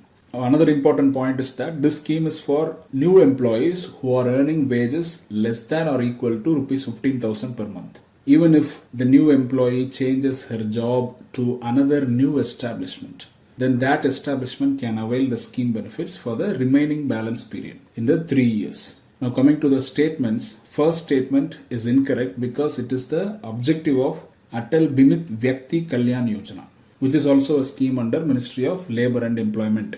Statement 2 is correct. So the answer for this question is option B, 2 only. Now let's move on to next question. This question is with reference to National Strategy for Financial Inclusion 2019 to 2024. 2 statements have been given. Which of the statements given above are correct? First statement, it aims to make financial services available, accessible and affordable to all the citizens in a safe and transparent manner and to adopt a multi-stakeholder approach for sustainable financial inclusion. It was prepared by Niti Aayog with an aim to make India a $5 trillion economy by 2024-2025. See, this National Strategy of Financial Inclusion, it is not a document prepared by Niti Aayog. It is prepared by Reserve Bank of India with the support of Financial Inclusion Advisory Committee. This Financial Inclusion Advisory Committee was constituted by RBI to lead the efforts with respect to greater financial inclusion. So it's an advisory committee with respect to matters on financial inclusion. And the National Strategy document has been developed by RBI, also based on inputs and suggestions given by the central government and also other financial sector regulators, say SEBI, IRDAI and Pension Fund Regulatory and Development Authority of India. Main takeaway from this National Strategy document are the key pillars of this strategy for financial inclusion. The base is that we have to leverage technology and we have to adopt multi-stakeholder approach for sustainable financial inclusion. Having this as base, we need 6 pillars. One is universal access to financial services. Then we have to provide basic set of financial services. Then there should be access to livelihood and skill development. Then there must be financial literacy, financial education, and one of the most important pillar, which is customer protection and grievance redressal, and finally effective coordination. If we have these pillars, then we can make financial services not only available and accessible, but also affordable to all citizens in a safe and transparent manner to support inclusive growth, resilient, multi-stakeholder-led growth. So here statement 2 is incorrect. Correct answer option A, 1 only. Now let's move on to next question. In this question, 2 statements have been given. Which of the statements given above are correct? eKuber is the core banking solution of the State Bank of India, which provides a single current account for all its branches across the country. eBikraya is an e-auction platform which provides single window access to information on properties up for e-auction by the public sector banks. First, let's see in brief about eKuber. See, it's the platform of banking regulator Reserve Bank of India, not State Bank of India. It provides single current account for each bank across the country, and these banks can access this account anywhere, anytime. And this is the core banking solution of RBI. When we say core banking solution, it is a network of branches of a particular bank. This helps banks to offer multitude of customer-centric services from a single location, and these services can be given on a 24/7 basis. And because of this platform, customers of a bank can access their accounts from any branch, anywhere, irrespective of the physical location of opening their accounts. And as of now, almost all branches of commercial banks, including regional rural banks, have been brought into this eKuber core banking platform of RBI. Now let's see briefly about this eBikraya. See, it's a platform for e-auction. Kraya means purchase or to buy or to hire in Hindi. So it's an e-auction platform that enables online auction by public sector banks. This initiative was launched by Ministry of Finance. This platform gives links to all public sector bank e-auction sites, and there is also property search feature. So it gives a single window access to information with respect to what are the properties that are up for e-auction, comparison of similar properties, and it also provides access to information about videos and photographs of uploaded properties. So here the first statement is incorrect because it is a core banking solution of RBI. Second statement is correct. Correct answer option B, 2 only. Now let's move on to next question. This question is with reference to Carbon Disclosure Project. CDP is a not-for-profit charity that runs the global disclosure system for investors, companies, cities, states and regions to manage their environmental impacts. As per the CDP India Annual Report 2019, India is the first developing economy with the maximum number of companies committing to science-based targets to reduce greenhouse gas emissions. Which of the statements given above are correct? See, this Common Disclosure Project, it is a not-for-profit charity institution that is based in United Kingdom. It runs a global disclosure system to manage the environmental impacts of companies, investors, states, cities and regions. Its purpose is to prevent dangerous climate change and related environmental damage. So for this objective, it helps investors, companies and regions so as to take required actions by measuring and understanding the environmental impact of their presence in the world. This project is now having regional offices and local partners across 50 countries. We can see companies, cities and regions from more than 90 countries participating in this project on an annual basis. And last year it has released CDP India Annual Report 2019. Actually, this report surveys the commitments made by companies in a particular country to science-based targets, and it evaluates the climate change risk that these companies are exposed to. Targets here are called as science-based targets. A target adopted by company will be called a science-based target if these targets to reduce greenhouse gas emissions are in line with the goals of Paris Agreement. That is, these targets should aim to limit global warming well below 2 degrees Celsius above pre-industrial levels, and it should pursue efforts to limit the global warming to even further by 1.5 degrees Celsius. The main takeaway from this 2019 report is that India secured 5th spot in this report, and India has become the first developing economy with maximum number of companies committing to science-based targets. So by 2019, 38 companies have committed to these science-based targets. It was seen as a significant improvement from around 25 companies committing to targets in the year 2018. The first spot is taken by United States. The parameter here is the number of companies. So in US there are more companies committing to science-based targets. This is followed by Japan, UK, France, and then we come to the picture. So in this question, both the statements are correct. Therefore the correct answer is option C, both 1 and 2. Now let's move on to next question.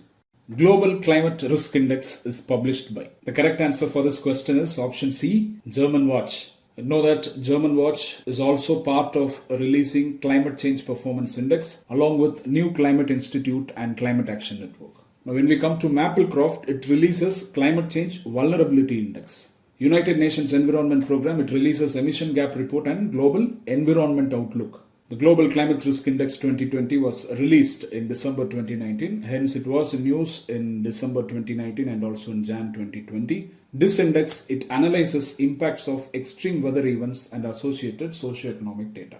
It analyzes to what extent countries and regions were affected by weather-related loss events or extreme weather events like storms, floods, heat waves, etc. The most recent data available in this 2020 report is for the year 2018. It has also analyzed and reported for the past 20 years from 1999 to 2018 as well. It is an annual publication, and the recent 2020 Risk Index is 15th edition of this analysis. The purpose of the analysis is to provide enough climate risk information at various forums at the international level with respect to climate policy debates. They are using 4 indicators for the purposes of ranking: number of deaths per 1 lakh inhabitants, absolute losses or sum of losses in US dollars in purchasing power parity, then losses per unit GDP in percentage. In other words, losses in terms of GDP. For the year 2018, the most affected countries in the world, first comes Japan, then Philippines, then Germany. We are in the 5th position. That is, India is the 5th most affected country in 2018 out of 181 countries and territories assessed by this German Watch. In 2017, India was 14th most affected country due to climate risks. With respect to death toll, in the year 2018, India has recorded the highest death toll because of climate risks. 2 major reasons. One, because of floods in the state of Kerala during 2018 monsoon. Then because of heat waves. Report states that since 1992, around 25,000 Indians have died because of heat waves. So the correct answer for this question is option C, German Watch. Now let's move on to next question. This question is with reference to Integrated Road Accident Database. 2 statements are given. It is an internet-based central accident database management system. It is developed by National Highways Authority of India. Which of the statements given above are correct? See, this topic was in news in January 2020 because on 13th January, Union Ministry of Road Transport and Highways launched an IT tool called as Integrated Road Accident Database. So it's a central accident database management system to help in analyzing causes of road crashes, causes of road accidents, so as to help devising safety interventions to reduce such accidents in the future. According to World Road Statistics, which is annually released by International Road Federation, India has recorded the highest number of deaths in road accidents in the year 2018 in the world. This is followed by China and United States. As per Indian government, more than 1.5 lakh people have lost their lives in road crashes in the year 2018. So for a long time, a central integrated road accident database was felt necessary, and recently such an IT tool was developed by Indian Institute of Technology, Madras. And the project using this tool will be implemented by National Informatics Center. And this project involving integrated road accident database is supported by World Bank, and the total project cost is around 250 crore. What this system does is it helps to develop and implement data-led road safety interventions so as to reduce road accidents in future. Having an accident database is also the first step towards achieving scientific road safety management. And this database management system will be first launched in 6 states that have highest fatalities in terms of road accident related death. These states are Karnataka, Madhya Pradesh, Maharashtra, Rajasthan, Tamil Nadu and Uttar Pradesh. And one speciality about this database system is that it can collect data across the country on different types of roads, be it national highways, state highways, city roads, etc. It is an internet-based IT solution. So therefore, various stakeholders, agencies such as Public Works Department, Police, they can feed details of information related to road accidents from their perspectives. This will include details like accident investigation, road engineering, the condition of the vehicle involved in the crash, etc. So all these data that are collected will be analyzed by a team at IIT Madras who will suggest corrective measures in road design if accident is caused because of road design. So these kind of data-led interventions we can take using this database. Now we'll see briefly with respect to National Informatics Center. So it's a premier science and tech institution under MeitY, Ministry of Electronics and Information Technology, established way back in 1976, and it has rich experience in providing information and communication technology support and e-governance support to the government. It has a network called as NIC Net. It is using this network. It has institutional linkages with all ministries and departments of central government, and also with state governments and union territories, and also with district administrations in our country. So coming to this question, first statement is correct. Second statement is wrong because it is developed by IIT Madras, not National Highways Authority of India. Correct answer option A, one only. Now let's move on to next question. In the light of recent amendment to National Investigation Agency Act 2008, and NIA, consider the following statements. 3 statements are there. The NIA functions as Central Counter-Terrorism Law Enforcement Agency in India. Both central and state governments can designate special courts for the trial of scheduled offences. The amendment enhances the NIA's jurisdiction to investigate scheduled offences against Indians and against Indian interests beyond India. Which of the statements given above are correct? See, we know that National Investigation Agency Act 2008, it constitutes National Investigation Agency. The purpose is to investigate and to prosecute offences that affect sovereignty of India, security and integrity of India, security of state, that affect friendly relations with foreign states, and other scheduled offences. When we say scheduled offences, these are offences that are categorized as offences under those laws that are mentioned in the schedule to the National Investigation Act of 2008. See, National Investigation Agency, it functions as Central Counter-Terrorism Law Enforcement Agency in our country. It aims to create deterrence among existing terrorist groups and individuals, and also among potential terrorist groups and individuals. And it also aims to develop as a storehouse of all terrorist related information. Now, the superintendence of this agency, it is vested with the central government, and the act actually empowers both center and states to designate special courts to try the scheduled offences. Now, prior to the 2019 amendment, the Act mentioned that both center and states can constitute special courts. Now, after amendment, the Act means both the center and states can designate Court of Session as special courts to try the scheduled offences. What happened in the amendment is it enhanced the jurisdiction of this agency to investigate scheduled offences beyond India. That is, even if the offences are committed outside India against Indian citizens or against Indian interests, then NIA can investigate. And the amendment also enabled NIA to investigate offences related to human trafficking, counterfeit currency, manufacture or sale of prohibited arms, cyber terrorism, and also offences under Explosive Substances Act of 1908. Now, these offences were added to the schedule of NIA Act by the amendment. Now, one more information. Now, with reference to the judgments given by designated special courts with respect to scheduled offences, the judgment can be appealed at the level of High Court. Now, come to the question. If you observe the given options, you can easily understand the first statement is correct. So, we have to just verify whether second and third statements are correct or not. Second statement is correct because both central and state governments can designate special courts. To be specific, they can designate Court of Session as special courts. Our third statement is also correct because it enhances NIA's jurisdiction to investigate scheduled offences committed outside India against Indians and Indian interests. Correct answer option D, 1, 2 and 3. Now let's move on to next question. This question is with reference to Project Replan. Project Replan, sometimes seen in news, is related to new technology for soft landing on the moon, to reduce the plastic waste in nature, safe recovery of crew module in case of any exigency before launch in human spaceflight program, introduction of African cheetah in Indian forests. And this project is launched by Khadi and Village Industries Commission. They have launched this project as part of the commitment to Swachh Bharat Abhiyan. When we say Replan, it stands for reducing plastic in nature. In this project, what they do is plastic waste will be collected, then cleaned, chopped, beaten, and they are treated for softness.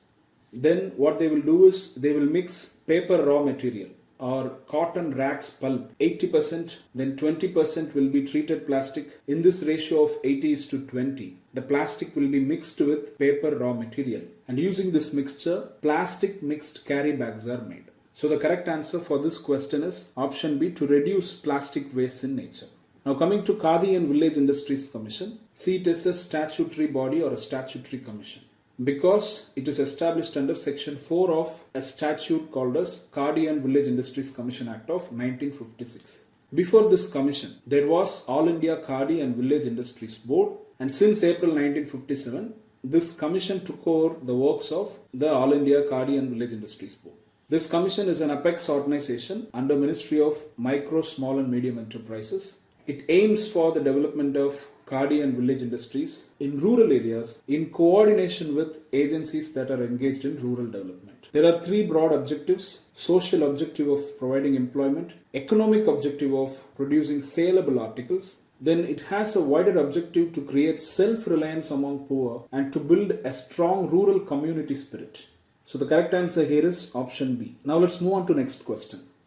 See this question. Recently, NASA's Transiting Exoplanet Survey satellite has discovered TOI 700D. It is a double asteroid system in the solar system, a sun-like star in another galaxy, an exoplanet in the habitable zone of its star, an interstellar object found in our solar system. The correct answer for this question is option C, an exoplanet in the habitable zone of its star. See, in the month of January 2020, NASA announced a discovery that its TESS mission has made. TESS stands for Transiting Exoplanet Survey Satellite. And this discovery, it is about a system, a star system called as TOI 700. This system has a small, cool star that is named as TOI 700. This system is located over 100 light years away, and it is found in a constellation called as Dorado. When we say constellations, these are group of stars that forms a particular shape in the sky. And this star TOI 700 was said to be 40% of mass and size of Sun and about half of the surface temperature of Sun. This star has 3 planets. They are named as TOI 700b, C and D. Note that these planets are tidally locked to their star. When we say tidally locked or tidal locking, it means that an orbiting astronomical body always has the same face towards the object it is orbiting. Here, these stars, they always have the same face towards this star called as TOI 700. Of these 3 planets, TOI 700d is very important. This is because it is the only planet in this star system that is available in the habitable zone of this TOI 700 star. And since it is just 20% larger than Earth, it is also generalized as an Earth-sized planet, and it receives around 80% of the energy that Sun provides to our Earth. And it is also the outermost planet in this star system. When we say habitable zone, it refers to that the area around the star, it is not too hot and not too cold. Therefore, there might be conditions to allow the presence of liquid water on the surface of the planet. And the habitable zone of a star is also called as Goldilocks zone. Now, if we come to this TESS mission called as Transiting Exoplanet Survey Satellite. Now, this word transiting exoplanet is very important as this mission uses transit photometry in the study of exoplanets. This TESS mission was designed and launched specifically to find Earth-sized planets or exoplanets that are orbiting nearby stars. It was launched recently in the year 2018 in a SpaceX rocket. See, it is an all-sky transit survey that can identify planets of all sizes. And because of this role, it is also called as NASA's Planet Hunter. And see, this mission finds exoplanets when they periodically block the part of light from their host stars. These are events that are called as transits. These are events that gives an understanding that there is a star and a planet is revolving this star. And when the repetitions and periodicity are observed, scientists can say more information on these planets and the star. This method of studying about exoplanets is called as transit photometry. Now, for this question, the correct answer is option C. Now, let's move on to next question. This question is with reference to SNOWX. SNOWX, sometimes seen in news, is related to a program to conserve the snow leopard population in the high altitude Himalayas, an Arctic research expedition using the research vessel Polar Stern, securing livelihoods, conservation, sustainable use and restoration of high-range Himalayan ecosystems, a program launched by NASA Terrestrial Hydrology Program to address important gaps in snow remote sensing knowledge. The correct answer for this question is option D. Option A corresponds to Project Snow Leopard. This project was launched in January 2009 to conserve the snow leopard species. The project is currently implemented in the geographical range of this species. Option B corresponds to Mosaic Expedition. The full form is Multidisciplinary Drifting Observatory for the Study of Arctic Climate. See, India is not a partner institution in this project, though an Indian from Kerala state was one among the researchers. And this expedition was recently in news as Mr. Vishnu Nandan, the only Indian among the researchers, have returned home. Now, option C is a project titled as Secure Himalayas. It's a project of Government of India and United Nations Development Program in high altitude Himalayas. See, this project started in January 2017 and is scheduled to end by December 2023. The main focus of this project is to eradicate poverty in all its forms and dimensions among the local communities living in high Himalayan ecosystems. Now let's come to SNOWX. See, this is a campaign launched by NASA. It aims to understand how much water is contained in each winter's snowfall and how much water will be available if snow melts. This assessment is important because snow contains 40% to 95% air. And snow is important because melting of snow brings water to crops and it gives water to people living in downstream, and it also feeds reservoirs, dams to generate electricity. And snow is important because it reflects up to 80% of sun's energy because of being white, and thereby it gives coolness to the planet. So if you are losing snow, it means that Earth is absorbing more sunlight. That means it accelerates the global warming. So keeping all these things in mind, NASA launched SNOWX. See, it is a 5-year program. It is being funded by NASA Terrestrial Hydrology Program. The main objective is to address most important gaps in the knowledge related to snow. So at present, under this SNOWX program, the geographical focus is proposed to be in North America, though NASA's overall target is to map global snow water in its future missions.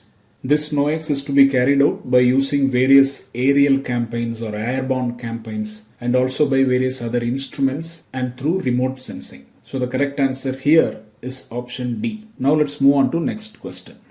Consider the following wildlife operations objective purpose. Save Kurma, thunderstorm, soft cold, birbil. Which of the pairs given above are correctly matched? A multi-species operation by Interpol to protect live turtles and tortoises, to protect Tibetan antelope, to protect birds and cat species. So this question is based on special operations that were carried out by Wildlife Crime Control Bureau with respect to offences against wildlife. Some of the special operations are directly conducted by this bureau. Some operations are coordinated by this Wildlife Crime Control Bureau. Now, before we go on to the operations, see, Wildlife Crime Control Bureau is a statutory multidisciplinary body.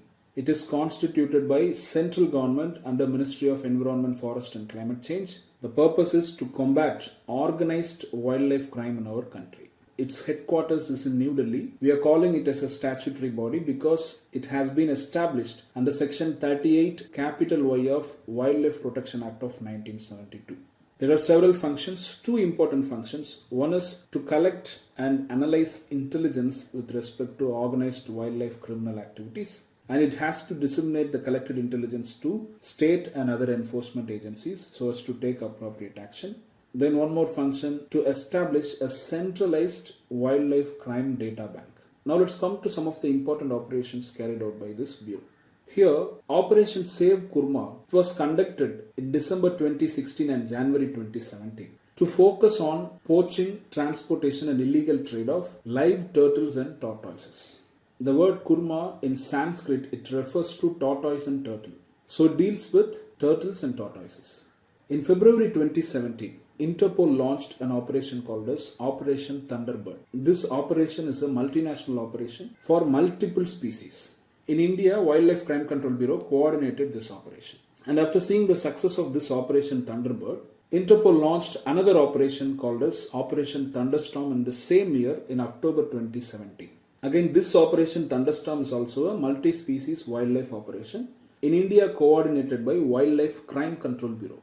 Now, Operation Soft Coal, it deals with illegal wildlife trade in Tibetan antelope. Tibetan antelope is also called as chiru. This operation was conducted in October 2018 to March 2019. Operation Birbil, it was conducted in November 2017. It is pertaining to illegal trade in all birds and cat species. Cat species also include big cats. And because of various actions of Wildlife Crime Control Bureau, in 2018, it was awarded Asia Environment Enforcement Awards by United Nations Environment Programme. So now coming to this question, here we can find that Save Kurma is incorrectly matched. So the option should not contain 1. And 2 is also incorrectly matched. So correct answer is option C, 3 and 4 only. Now let's move on to next question.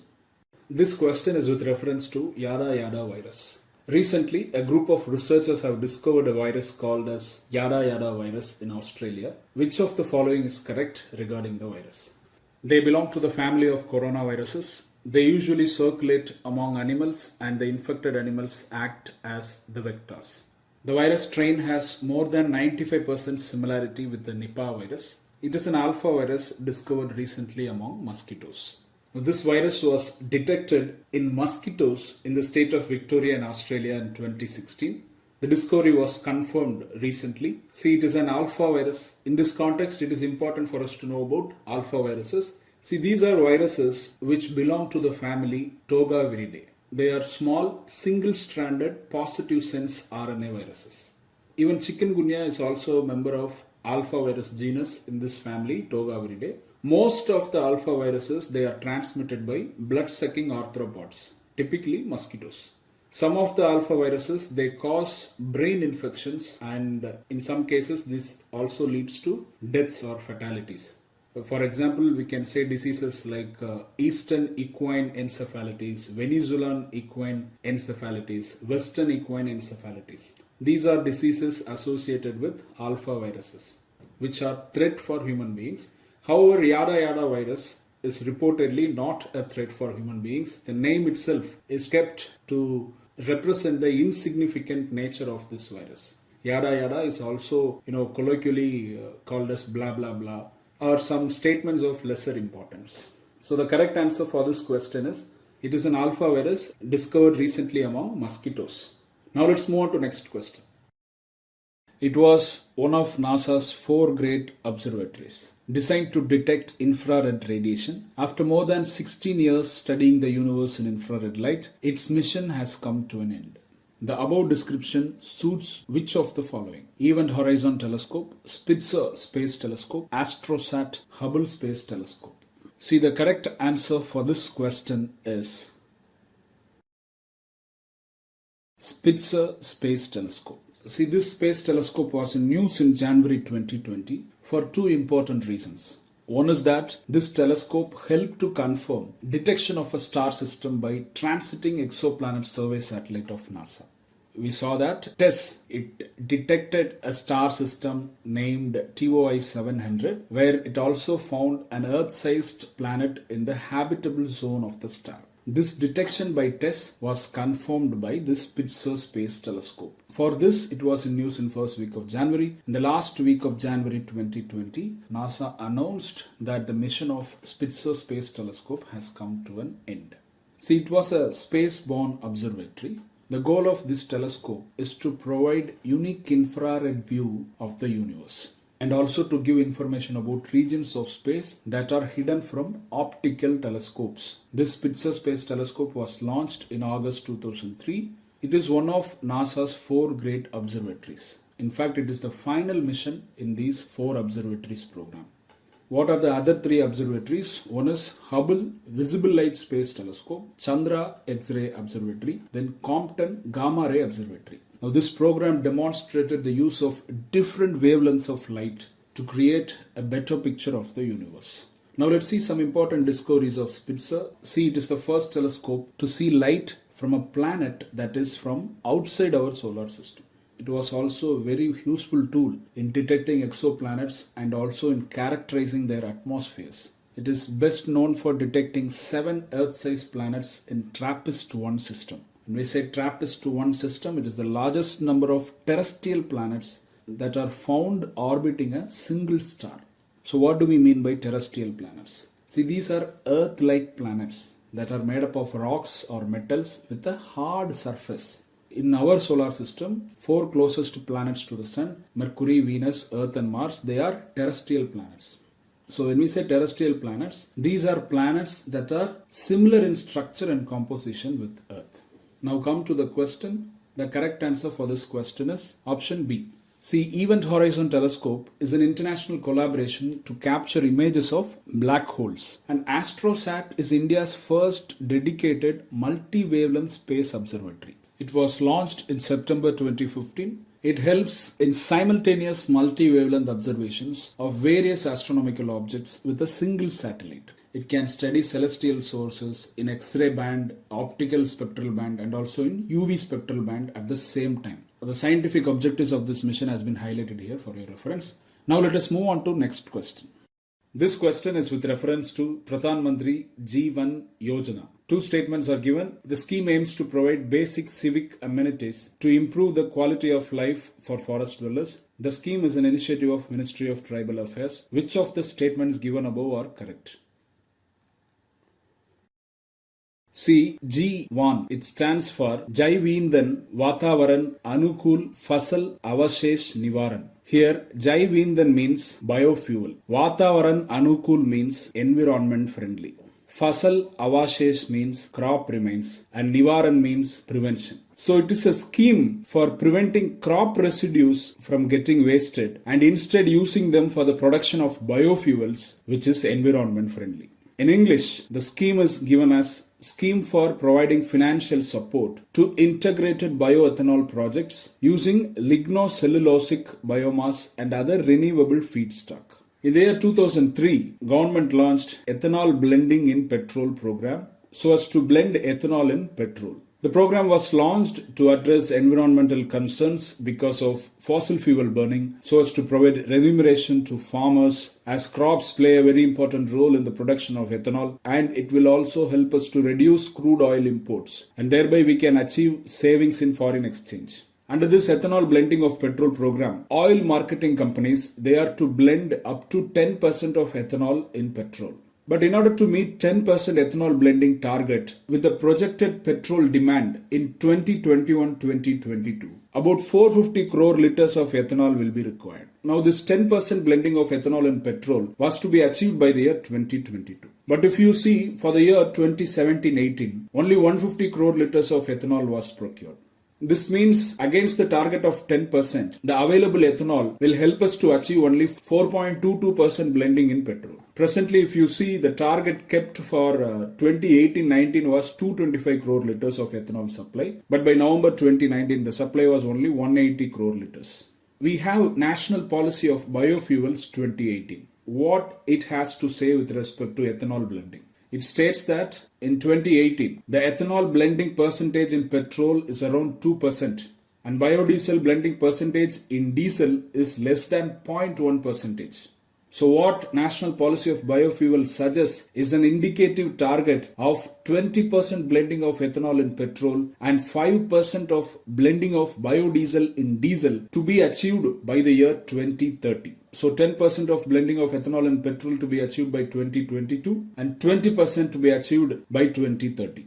So there is a mismatch between demand and supply of bioethanol. So to bridge this supply gap, Ministry of Petroleum and Natural Gas came up with this Pradhan Mantri Jeevan Yojana. Now the scheme's main purpose is to provide viability gap funding to second generation bioethanol manufacturing projects. So by giving this support, more bioethanol will be manufactured or produced so as to meet the demand of bioethanol for blending in petrol. When we say second generation bioethanol, it is also called as advanced bioethanol. These are produced from agricultural residues and byproducts, organic wastes, and it also produced from woody, grassy waste materials as feedstock and also from biodegradable fractions of municipal and industrial waste. So therefore, 2G bioethanol or second generation bioethanol is defined by this scheme as ethanol produced from biomass and cellulosic materials such as wood waste, agricultural and forestry residues, grasses, bagasse, etc. Bagasse is nothing but dry pulpy residue that is left after the extraction of juice from sugarcane. So this is about second generation bioethanol. And when we say first generation or basic bioethanol, it is defined as ethanol produced from biomass such as sugar containing materials like sugarcane, sugar beet, sweet sorghum, etc. And it is also produced from starch containing minerals, corn, cassava, rotten potatoes, algae, etc. So this is the difference between first generation bioethanol or basic bioethanol against second generation bioethanol or advanced bioethanol. The Government of India felt that in order to meet the 10% blending target in petrol by 2022, the first generation bioethanol will not be sufficient to achieve this target. So we need advanced bioethanol. For that, this scheme is devised. So using the fund in this scheme, they are going to support viability gap funding for 12 commercial projects and 10 demonstration projects. The scheme is also aiming to increase research and development in this area as well. Now, who's the nodal agency or the implementing agency for this scheme? See, it is Center for High Technology. It is the implementation agency for the scheme. It is a technical body under Ministry of Petroleum and Natural Gas. Now, we have highlighted the objectives of this scheme here for your reference. In addition to reducing import dependence, reducing greenhouse gas emissions, addressing environment concerns, the scheme also aims to create rural and urban employment opportunities in 2G ethanol projects. It also aims to provide remunerative income for farmers who give waste agriculture residues for the production of bioethanol. It also contributes to Swachh Bharat mission as it supports the aggregation of non-food biofuel feedstocks, and it also aims to indigenize second generation biomass to ethanol technologies in India. Now if you come to the question, we can understand that both the statements given here are wrong. Both the statements have been given here to confuse you so as to create an association error with the word VAN to forest or forest dwellers like that. Both the statements are incorrect. The correct answer is option D, neither one nor two. In the context of Indian Data Relay Satellite System, consider the following statements. The relay satellites help the ground stations to communicate with satellites in space. Relay satellites launched in low Earth orbits give better coverage to satellites in geosynchronous orbit. ISRO launched Indian Data Relay Satellite System in 2014 to stay in touch with all Indian satellites. Which of the statements given above are correct? See, this topic was in news in January as ISRO announced that it is to launch this system in 2020-21. In this context, let us see what do we mean by a relay satellite and their importance in communicating with space assets like space satellites or future human spaceflight programs, etc. See, one of the requirements of ground stations to communicate with satellites is that a clear view or line of sight is required. When we do not have a clear view or line of sight of satellite, then communication between ground stations and the satellites become difficult. So to avoid such a situation, a space agency needs to build communication centers across the world. It becomes an expensive job. So to address this problem, relay satellites come into picture. These are satellites mostly kept in geosynchronous or geostationary orbits, and they will always have a line of sight with ground stations in India. And these relay satellites, they relay or they hand over the commands received from ground station to other satellites that are not in line of sight with the ground stations. Sometimes what happens is a single relay satellite may not have a clear view with all the satellites for it to communicate. In such scenario, multiple satellites called a relay satellite system is used. So here a relay satellite is similar to a relay race where runners pass on the baton to the next runner to run the next leg of the race. A relay satellite also works in a similar manner as it passes information from the ground station to the satellites in space, and it also can receive information from the satellites in space and can relay it to ground stations. An example for relay satellite system would be tracking and data relay satellite system of NASA, and it has 10 satellites to communicate with the space assets of NASA. Now note that we have not yet launched this India data relay satellite system. In January 2020, ISRO announced that it has started working on this series, and the plan is to place this system in geostationary orbit so as to have constant touch with Indian satellites, especially those satellites in low Earth orbits. When we say low Earth orbit, it is an orbit around Earth with an altitude of above 160 kilometers from the Earth's surface till 2000 kilometers. In the field of space, it is said that a data relay satellite in the geostationary orbit can see a low altitude spacecraft for approximately half of an orbit. In that case, if we have two such relay satellites, if these two satellites are spaced 180 degrees apart in geostationary orbit, then theoretically they can provide continuous contact for any spacecraft in low Earth orbit, as these two satellites together will cover 360 degrees of an orbit. So we are going to launch this system in 2020-21. The most important thing why we are going to launch it in this year is because we need to send this to space before we try Gaganyaan mission. Because once we launch Gaganyaan mission, ground stations have to stay in touch with Gaganyaan spacecraft all the time. If we could not communicate, then we need a relay system to help us to contact them. So for that purpose, ISRO is targeting to send first this India data relay satellite system and then Gaganyaan mission. Now come to the question. First statement, the relay satellites help the ground stations to communicate with satellites in space is correct. So we can eliminate options B and option C. Now we have to just confirm whether any one of statements 2 or 3 are incorrect so as to arrive at the correct answer. See, relay satellites launched in low Earth orbits give better coverage to satellites in geosynchronous orbit.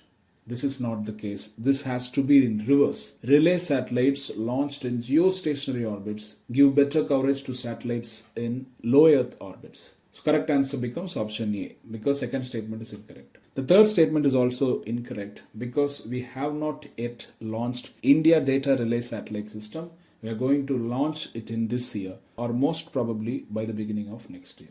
Now let's move on to next question.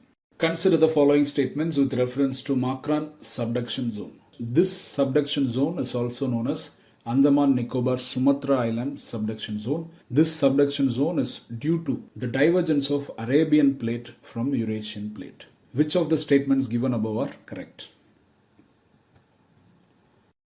See, this zone was in news as scientists at Indian National Center for Oceanic Information Services. They stated that tsunamis off the coast of Iran and Pakistan could reach Indian shores.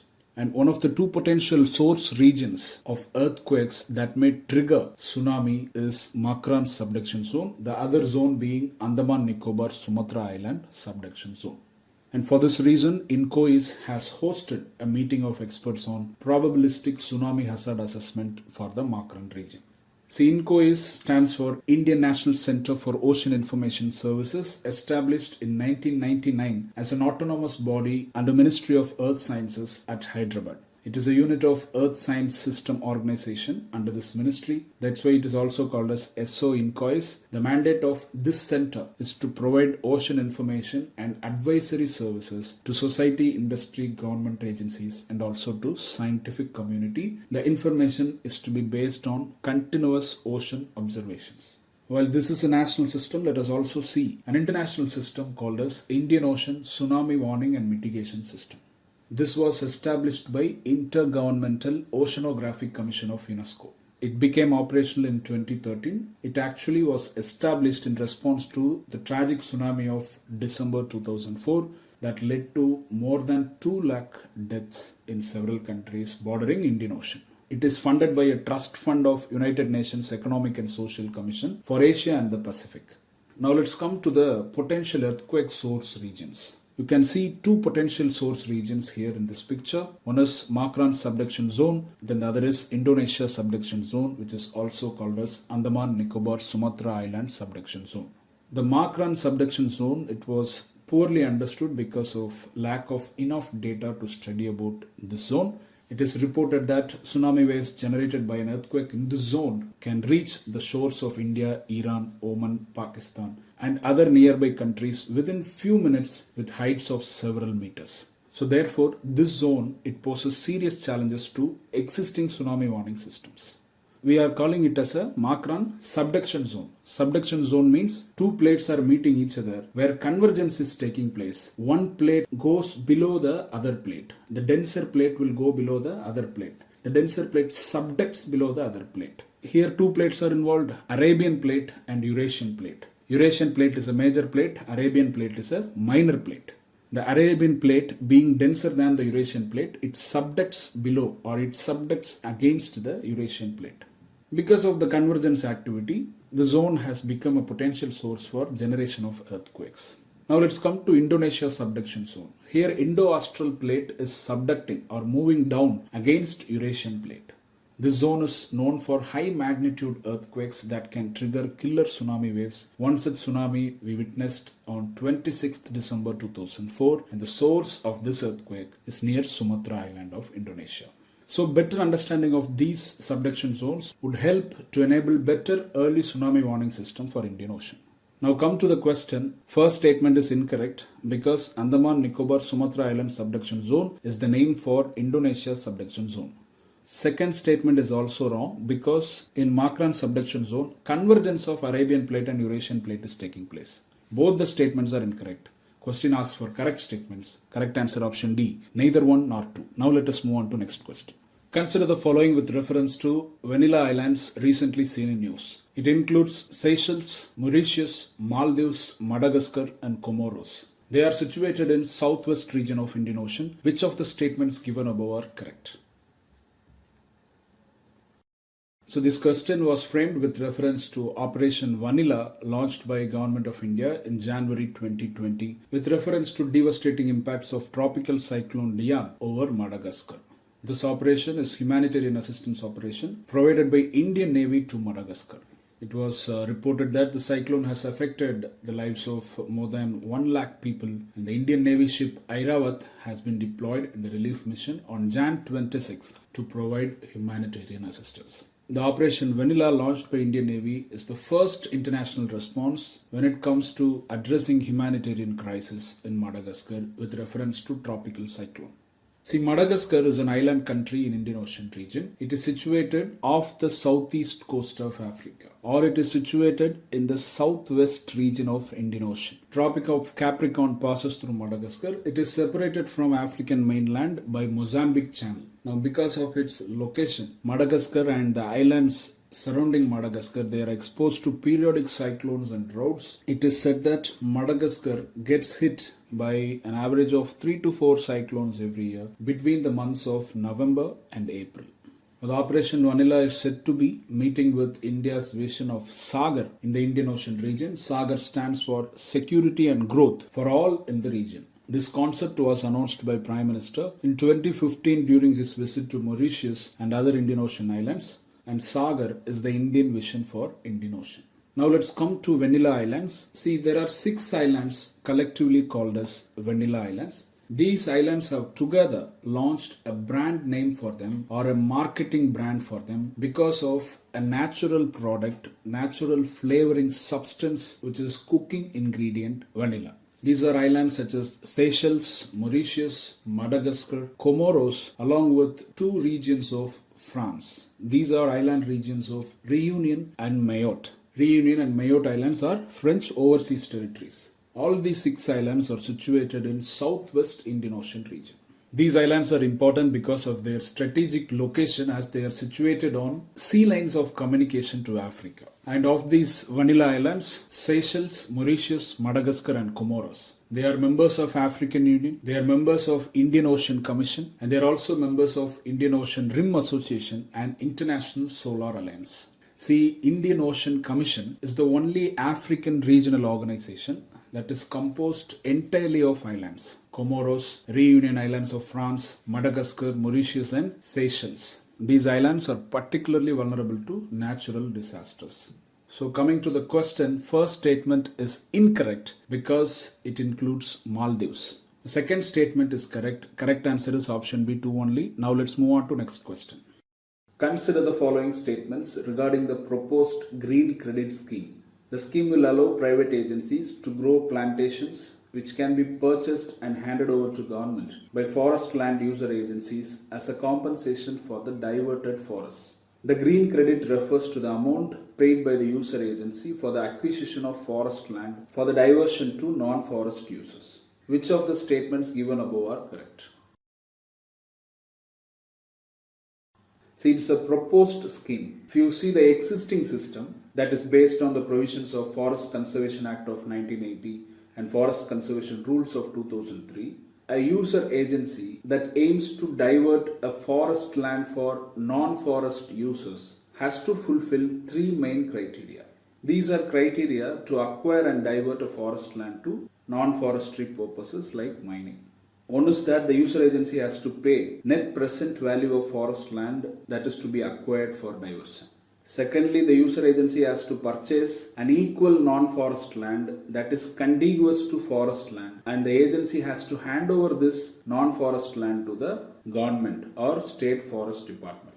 Thirdly, the user agency has to pay costs for compensatory afforestation, which is to be executed by the state forest department in the non-forest land given by the user agency. And in this existing method of compensatory afforestation, few challenges were faced. One of them is the user agencies felt extremely difficult to acquire a non-forest land contiguous to a forest land, that is bordering with the forest land. Secondly, the state forest departments, with their existing work pressure and workload, they were found to be inefficient in the functioning of compensatory afforestation.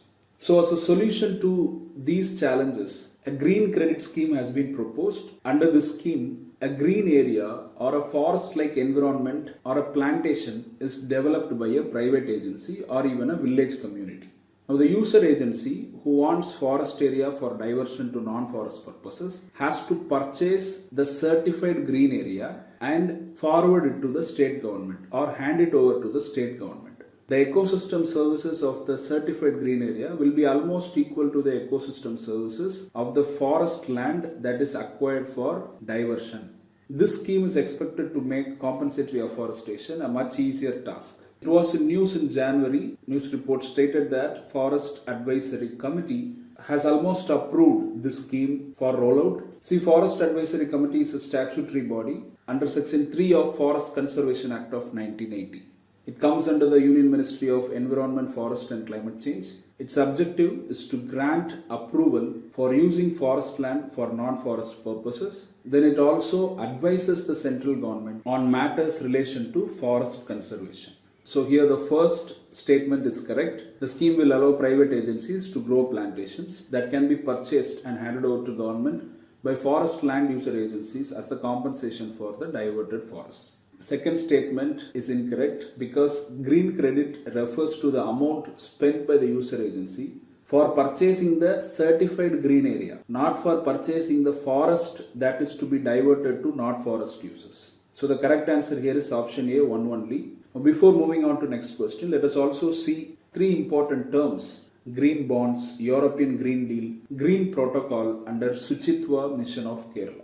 See, any bond, if used to raise money or investment, and if the raised money is used for climate change adaptation or for renewable energy or to generate environmental benefits or for environment friendly projects, these bonds are called as green bonds. European Green Deal is a roadmap committed by European Union so as to make the economy of European Union sustainable.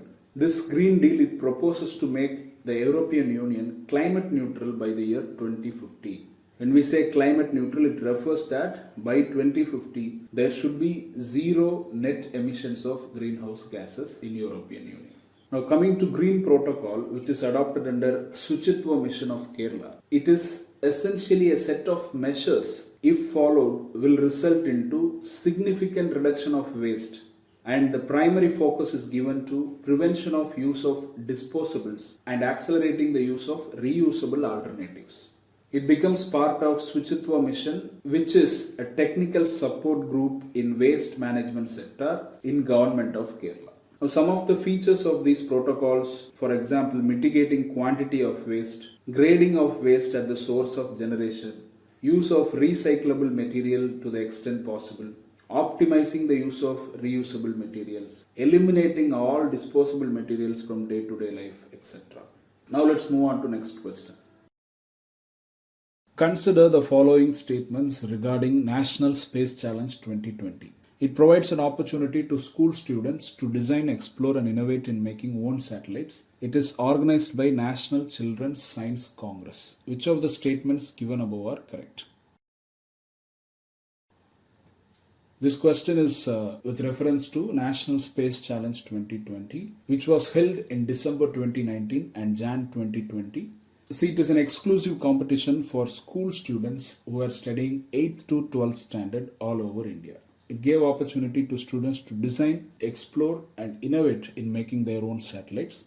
A basic guidance will be extended by National Design Research Forum and another organization, Space Kids India, to all students. After receiving the basic guidance, students are challenged to design a small payload instrument as an experiment to near space. Near space refers to maybe an altitude of around some 20 km or about 20 km like that, not certainly to outer space.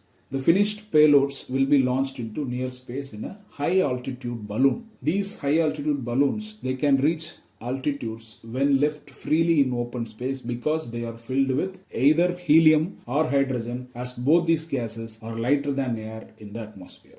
In National Space Challenge 2020, helium balloons were used to lift the payload. These balloons reached up to 20 kilometers. The payload data was retrieved and given back to the concerned competitors or teams for further study. In this context, it is important for us to know about National Design Research Forum. See, it is an autonomous forum of Institution of Engineers. It is operational since 1969 and 2019 was the 50th anniversary. This organization, this forum, it promotes research, design, development, production and innovation through collaborative efforts. National Space Challenge was launched to mark the Golden Jubilee year of National Design Research Forum and the centenary year of Institution of Engineers. The Institution of Engineers is a statutory body to promote and advance engineering and technology in our country. It was established in 1920. It is recognized as Scientific and Industrial Research Organization by Ministry of Science and Technology. It has its headquarters in Kolkata. The CIRO or Scientific Industrial Research Organization is a recognition under Department of Scientific and Industrial Research in Ministry of Science and Technology. By this recognition, the aim is to promote the activities in the area of scientific and industrial research and design and development of indigenous technology so as to achieve technological self-reliance and to minimize foreign imports or foreign inputs. And Space Kids India is an organization that is working to create young scientists for the country. It creates international experimental learning for students in the field of science, technology, art and culture. Now, in this question, first statement is correct as this challenge provides an opportunity to school students to design, explore and innovate in making own satellites. However, the second statement is incorrect because it is not organized by National Children's Science Congress. Rather, it is organized by National Design Research Forum of Indian Institute of Engineers along with Space Kids India. National Children's Science Congress, also called as Children's Science Congress, is a flagship program of National Council for Science and Technology Communication. This National Council, it functions under Department of Science and Technology of Government of India. So here only the first statement is correct. Correct answer option A, one only. Now let us move on to next question. Consider the following statements regarding the Blue Dot Network. It will bring together governments, private sector and other organizations behind a set of high quality global infrastructure development standards. India, along with US, Japan and Australia, is a founding member. See, Blue Dot Network, it is initiative of 3 countries, United States, Japan and Australia. In other words, we can say that it is an initiative of our 3 Quad partners. It was launched in November 2019 at Indo-Pacific Business Forum in Bangkok. This initiative, it certifies infrastructure projects which demonstrate and upholds global infrastructure principles. What are these principles? These principles are, principles with respect to quality infrastructure investment, principles on governance, principles with respect to environment standards, and transparency in execution, operation, and maintenance of project. This certification by this network, it will serve as a globally recognized symbol of approval for major infrastructure projects so that people will know that these are projects which has received this certification, meaning that these projects are sustainable and not exploitative. These words, sustainable and not exploitative, are kind of directed at the Belt and Road Initiative of China, as the Belt and Road Initiative of China suffered from various criticism related to lack of transparency, burden of repaying of debts by various countries, and violating environment standards. And this Blue Dot Network is believed to be a counter mechanism to Belt and Road Initiative. So this initiative, it aligns with G20 principles for quality infrastructure investment, particularly on governance, environment standards and transparency. And this network aims to invite not only governments but also private sector and other organizations to align with high quality global infrastructure development standards. Now coming to the position of India. India is not a member to this network. In the recent visit of US President to India, India was invited to join this network. An official decision has not been taken yet, and we know already that India has not joined BRI initiative of China, though invited, and it is because the project's CPEC corridor passes through India's territory, the Pakistan occupied Kashmir. So in this question, first statement is correct, second statement is incorrect because India is not a member. So correct answer option A, one only. Now let us move on to next question. Consider the following statements regarding cheetah. Cheetah is extinct in their natural habitats in India. At present, cheetahs are spread across North America, Australia, Africa and India in their natural habitat. Which of the statements given above are correct? Cheetah was in news in January 2020 and also in March 2020 with reference to introducing African cheetahs in India. See, cheetah is one of the big cat species. Globally, there are 2 subspecies, Asiatic cheetah and African cheetah. 100 years ago, there were around 1 lakh cheetahs in the world. But today, the number has dropped to around 7,000, most of them in Africa and around some 40 to 50 in Iran. And because of hunting activities during the colonial period and also because of habitat reduction, cheetah in India has become extinct as early as in 1952. Press Information Bureau says we could not spot cheetah in India after 1967. And a 2010 report of Ministry of Environment, Forest and Climate Change, it states that cheetah is the only mammal that has become extinct in independent India. So in the recent decades, government and conservationists were trying to either translocate cheetah from Iran to India or to introduce African cheetah to India. Initially, we asked Iran to translocate a live pair of cheetah as Iran holds the last natural habitat of Asiatic cheetahs. But it is reported that in return, Iran asked for a pair of Asiatic lion. However, the plan to reintroduce Asiatic cheetahs in India from Iran was kept on hold because of lack of consensus in giving Asiatic lion to Iran. Now, in the recent years, Government of India has been planning to introduce African cheetahs into India. So, African cheetah never existed in India and therefore it is a non-native species to India. And in African cheetah, there are two categories based on geographical location. One is Northeast African cheetah, then Southeast African cheetah. In January this year, Supreme Court has allowed the central government to introduce South African cheetahs from Namibia into suitable habitats in our country. The Wildlife Institute of India has shortlisted 3 sites: Shagar area in Rajasthan, Kuno Palpur Wildlife Sanctuary in Madhya Pradesh, and also Nauradehi Sanctuary in Madhya Pradesh. These sites were prescribed as possible habitats for the introduction of African cheetah. Actually, Supreme Court allowed to introduce African cheetah into Kuno Palpur Wildlife Sanctuary or any other part of India after a detailed study. Now, the conservation status of cheetah has been given here for your reference. Note that it is a Schedule 1 protected animal under Wildlife Protection Act of 1972. Now, coming to the question, first statement is correct. Yes, cheetah is extinct in their natural habitats in India. Second statement is incorrect because right now if you see, cheetahs are spread across Africa and Asia. In Asia, that is found only in Iran in their natural habitat. So only the first statement is correct. Correct answer option A, 1 only. Now let us move on to next question. Consider the following. They have given MSME portals and objectives. They are asking which of the pairs given above are correctly matched.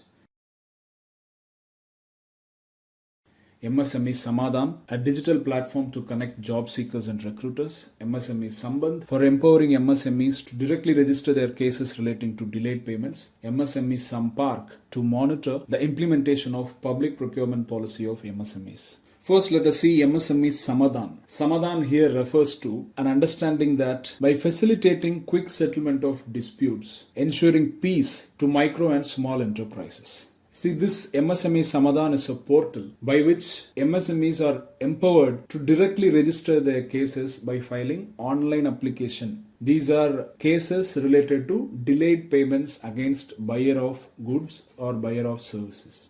See, Micro, Small and Medium Enterprise Development Act 2006, it has provisions of delayed payment to micro and small enterprises. The state governments are empowered to establish a council called as Micro and Small Enterprises Facilitation Council. The purpose of this council is to settle disputes on getting references with respect to delayed payments.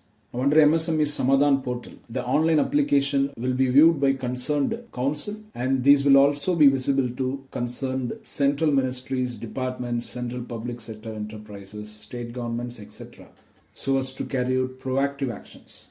Now let's come to MSME Sampark. Sampark in Hindi, it means to connect, to contact. See, it is a digital platform that connects job seekers and recruiters. It bridges the gap between recruiters and job seekers. Here when we say job seekers, it refers to passed out trainees or students of MSME technology centers. Now, what are these MSME technology centers? See, these are centers established by Ministry of Micro, Small and Medium Enterprises so as to provide right stimulus for the growth of MSMEs in our country. These centers, they conduct various courses, training programs so as to provide workforce for the industry, and it also plays a very important role in skill enhancement of trainees. Trainees here, they range from persons who drop out from schools and up to the level of MTech. MSME Sampark, it is significant because unlike major corporates, MSMEs suffer because they could not afford to have a well-defined recruitment processes, particularly with a national reach. It's a challenge for them. So this MSME Sampark is helpful in this juncture for MSMEs and also for job seekers. Now let's come to MSME Sambandh. See, this portal is to monitor implementation of public procurement policy for MSMEs. See, the Public Procurement Policy for Micro and Small Enterprises, Order 2012, it mandates every central ministry, central department, central public sector undertaking to set an annual target for procuring from micro and small enterprises sector. This target has to be set at the beginning of the year. The order mandates these ministries to set a goal like this to attain the objective that out of total annual purchases, a minimum of 25% shall be from the products or services produced or rendered by micro and small enterprises. Here we can find that MSME Samadhan is wrongly matched. Digital platform to connect job seekers and recruiters is MSME Sambark. None of them are correctly matched here. So the correct answer is option D, none. Now let's move on to next question. Parivesh, sometimes seen in news, is related to a scheme of Ministry of Environment, Forest and Climate Change to promote sustainable development in metro cities, an initiative of Ministry of Human Resources and Development and UNESCO to create an awareness of environment among school children, an NGO working for the protection and conservation of environment, a single window integrated system for environment, forest, wildlife and CRZ clearances. See, Parivesh, it stands for proactive and responsive facilitation by interactive, virtuous and environmental single window hub. Parivesh translates to environment in English. It's a web-based portal that is developed for online submission of proposals seeking clearances with respect to environment, forest, wildlife and coastal regulation zones. And this portal also enables monitoring of these proposals that seek clearances as well. The portal is said to have enhanced the efficiency, transparency and accountability in terms of clearance processes. So the correct answer for this question is option D, a single window integrated system for environment, forest, wildlife and CRZ clearances. Now let's move on to next question. Consider the following statements regarding Medical Termination of Pregnancy Act 1971. Medical termination is allowed under normal circumstances if the maximum length of pregnancy is 24 weeks. The Act explicitly provides for the prohibition of sex selection before or after conception. Which of the statements given above are correct? Medical Termination of Pregnancy Act of 1971 was in news in January as Cabinet approved an amendment bill to be introduced in Lok Sabha so as to amend few provisions of 1971 principal legislation. The amendment bill was introduced in Lok Sabha in the first week of March and it was passed recently on 17th March 2020. Here we'll see few provisions of MTP Act 1971 and the changes proposed by the amendment bill. See, the termination of pregnancy as per this legislation is based on opinions of registered medical practitioners. The length of pregnancy varies with respect to number of registered medical practitioners who has to give opinion that continuance of pregnancy would involve risk to the life of pregnant women or it will constitute grave injury to the physical health of pregnant women or it also includes grave injury to the mental health of pregnant women. And if the opinion is that there is a substantial risk that if the child borns, he or she will suffer physical or mental abnormalities to be seriously handicapped. The Act categorically mentions that the anguish caused by unwanted pregnancy may be presumed to constitute a grave injury to the mental health of the pregnant woman. So if a woman becomes pregnant because of failure in contraception, then the anguish caused will constitute a grave injury to the mental health. Now, for a single medical practitioner to give opinion to terminate pregnancy, then the length of pregnancy should not be more than 12 weeks. This number is now proposed to be increased from not more than 12 weeks to not more than 20 weeks. Then what if the length of pregnancy is more than 12 weeks but not more than 20 weeks as per 1971 legislation? Here pregnancy can be medically terminated but based on the opinion of at least 2 registered medical practitioners. Now the amendment bill proposes to increase this length to more than 20 weeks but not more than 24 weeks. And to terminate the pregnancy of a woman who has not attained the age of 18 years or for the termination of pregnancy of a mentally ill person, consent of guardian is required. For all other women to terminate pregnancy, consent of the pregnant woman is required. Now in one case, the length of pregnancy and the opinion of at least 2 registered medical practitioners can be waived.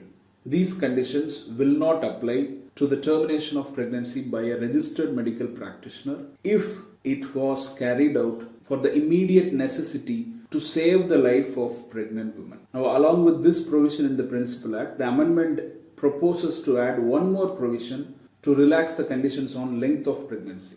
It states that the length of pregnancy shall not apply to termination of pregnancy if such termination is necessitated by diagnosis of any substantial fetal abnormalities. These are substantial fetal abnormalities diagnosed by a medical board constituted by appropriate state and union territory governments. Even this medical board is also a proposal made in the amendment. It is not in the Principal Act, and this medical board should have a gynecologist, a pediatrician, a radiologist or sonologist necessarily. In addition to these facts, the amendment bill also protects the privacy of women who has undergone pregnancy termination. It states that a registered medical practitioner should not reveal the name and other particulars of the woman to any person not authorized by law. Now let's come to the question. First statement is incorrect because as of now, medical termination is allowed under normal circumstances if the maximum length of pregnancy is not more than 20 weeks. The second statement is also incorrect because this legislation does not deal with prohibition of sex selection. Sex selection and the regulation of use of prenatal diagnostic techniques, these are covered exclusively in the Pre-Conception and Prenatal Diagnostic Techniques Prohibition of Sex Selection Act of 1994. Both the statements are incorrect. Therefore, the correct answer is option D, neither one nor two. Now let us move on to next question. Consider the following statements about the public-private partnership in terms of road projects in India. Part of the project cost is to be provided by the government as construction support, and the remaining part will be given as annuity payments over a specified period to the developer. Revenue collection is not the responsibility of the private developer. Which of the below PPP models best describe both the above statements? Build, operate, transfer toll, build, operate, transfer annuity, engineering, procurement, construction, hybrid annuity model. See, in the case of engineering, procurement, construction model, the government pays the private players to develop the project. In terms of roads, the National Highways Authority of India pays the private player to develop a road network or to lay roads. After laying road for the given money, the private player has no role in the ownership of the road, no role in the collection of toll. These things are taken care by the government. So other than laying roads or the construction of roads, the private player has no active role in this model. But when we come to build, operate, transfer model, here private players have active role because the private player has three roles. One, building the roads or the project using its own financial arrangements, then operating the project and also maintaining the built road or the project for a specified number of years, say some 15 to 20 years. After this number of years or after operating for this number of years, then the built property or the road ownership will be transferred to the government. So here the private player arranges all the finances for the project. But after the completion of the project, that is during the operation of project, the private player may collect toll from the users, or the government will pay a fixed amount to the developer as yearly payment for a specified number of years. This annual fixed payment is also called as annuity payments. So the annuity arrangement is known as BOT annuity, and the toll collection arrangement is called as BOT toll. So in this case, in BOT toll, raising revenue through toll becomes the risk of the developer. Whereas in case of BOT annuity, the toll revenue risk is taken care by the government, while the private player is paid a fixed annuity. Now let's come to hybrid annuity model. The name says hybrid model. So it is a mixture of two models, EPC model and BOT model. The responsibility of design, implementation, operation and maintenance is given to private developer. And during construction, government will give either 40% or 60% of the total project cost to the developer. This finance from the government will be released in parts or in installments, and these are linked to completion of milestones. Now, the remaining part of the project cost is arranged by the developer in the form of equity or commercial debt. Once the project is completed, the government will repay the financial investment made by the developer in some period of years. So what will happen? The government pays completely, but not in a single transfer of money. So once the project is completed, the ownership is with the government. So the revenue risk is not on the part of developer, rather the risk is on the government. And this model gained recognition because it spreads the risk between the developers and the government. And it is reported that private sector is more interested in this kind of public-private partnership because of reduced revenue risk and increased support from the government. So the correct answer for this question is option D, hybrid annuity model. Now let us move on to next question. Bhima Koregaon, sometimes seen in news, is related to a battle fought between Marathas and British East India Company in the 19th century, the birthplace of Dr. Bhimrao Ramji Ambedkar, a battle fought between Peshwa-led Marathas and Dalit-dominated Mughals, series of plundering raids by the Afghan ruler Ahmad Shah Abdali. So this question is based on Bhima Koregaon incident and Anglo-Maratha war. We know that Maratha kingdom was founded by Chhatrapati Shivaji in the 17th century with Raigad as its capital. Shivaji was a contemporary of Mughal ruler Aurangzeb. Because of their able administration, Shivaji and successors of Maratha kingdom, they were able to expand their territory. The Peshwas, who are also known as prime ministers, they ruled the expanded territory, which was called as the Maratha Confederacy, with the local chiefs. And by the end of 1760, Maratha kingdom emerged as one of the strong kingdoms with Pune as capital. In 1761, Third Battle of Panipat took place. Marathas suffered a deadly blow from the Afghan invader Ahmad Shah Abdali. From this point, some historians say that the kingdom never recovered to the full potential and the hopes of Maratha Empire to become an all-India empire was shaken. Now let's see briefly about the three Anglo-Maratha wars that were fought between 1775 and 1818. See, these wars were fought between British East India Company and Maratha Confederacy. The reasons for these wars, were growing interference of British in the internal matters of Maratha Confederacy and the greed of British to expand their territory in India and also to check the power of Marathas. The first Anglo-Maratha war was fought between 1775 and 1782 and it came to an end with Treaty of Salbai in 1782. There is no clear victory either for Marathas or for British. But what happened in Second Anglo-Maratha War in 1803 to 1805 was that Marathas lost majority of their territory to British. And because of this, British were able to gain Orissa and territories north of Yamuna River. In the third and the final Anglo-Maratha War, British East India Company won the battle and the Peshwa was removed. Now this third Anglo-Maratha War is important in the context of Bhima Koregaon village. This is because on 1st January 1818, forces of Peshwa and British East India Company fought in this village on the banks of Bhima River. The British army had primarily Dalit soldiers, whereas the Peshwa army was of other castes known for inflicting hardships on persons belonging to Dalit community. And this Bhima Koregaon battle was fought as part of Third Anglo-Maratha War. The result of this battle at this village is that the Dalit-dominated British troops defeated the Peshwa army. And to commemorate the victory, a victory pillar, Koregaon Ranstham or Jaistham, was built in Bhima Koregaon. This Ranstham was built primarily not to commemorate the victory of British, but to commemorate a victory against injustices perpetuated by dominant castes. And the year 2018 recently marked the 200th anniversary of this battle at Bhima Koregaon. So this is about the Battle of Bhima Koregaon and present incidents with respect to this event. Now coming to the question, the correct answer is option A. Bhima Koregaon is related to a battle fought between Marathas and British East India Company in the 19th century. Now the birthplace of Dr. Bhimrao Ambedkar is in a place called Mahu in Madhya Pradesh. He was born on 14th April 1891. Now let's move on to next question.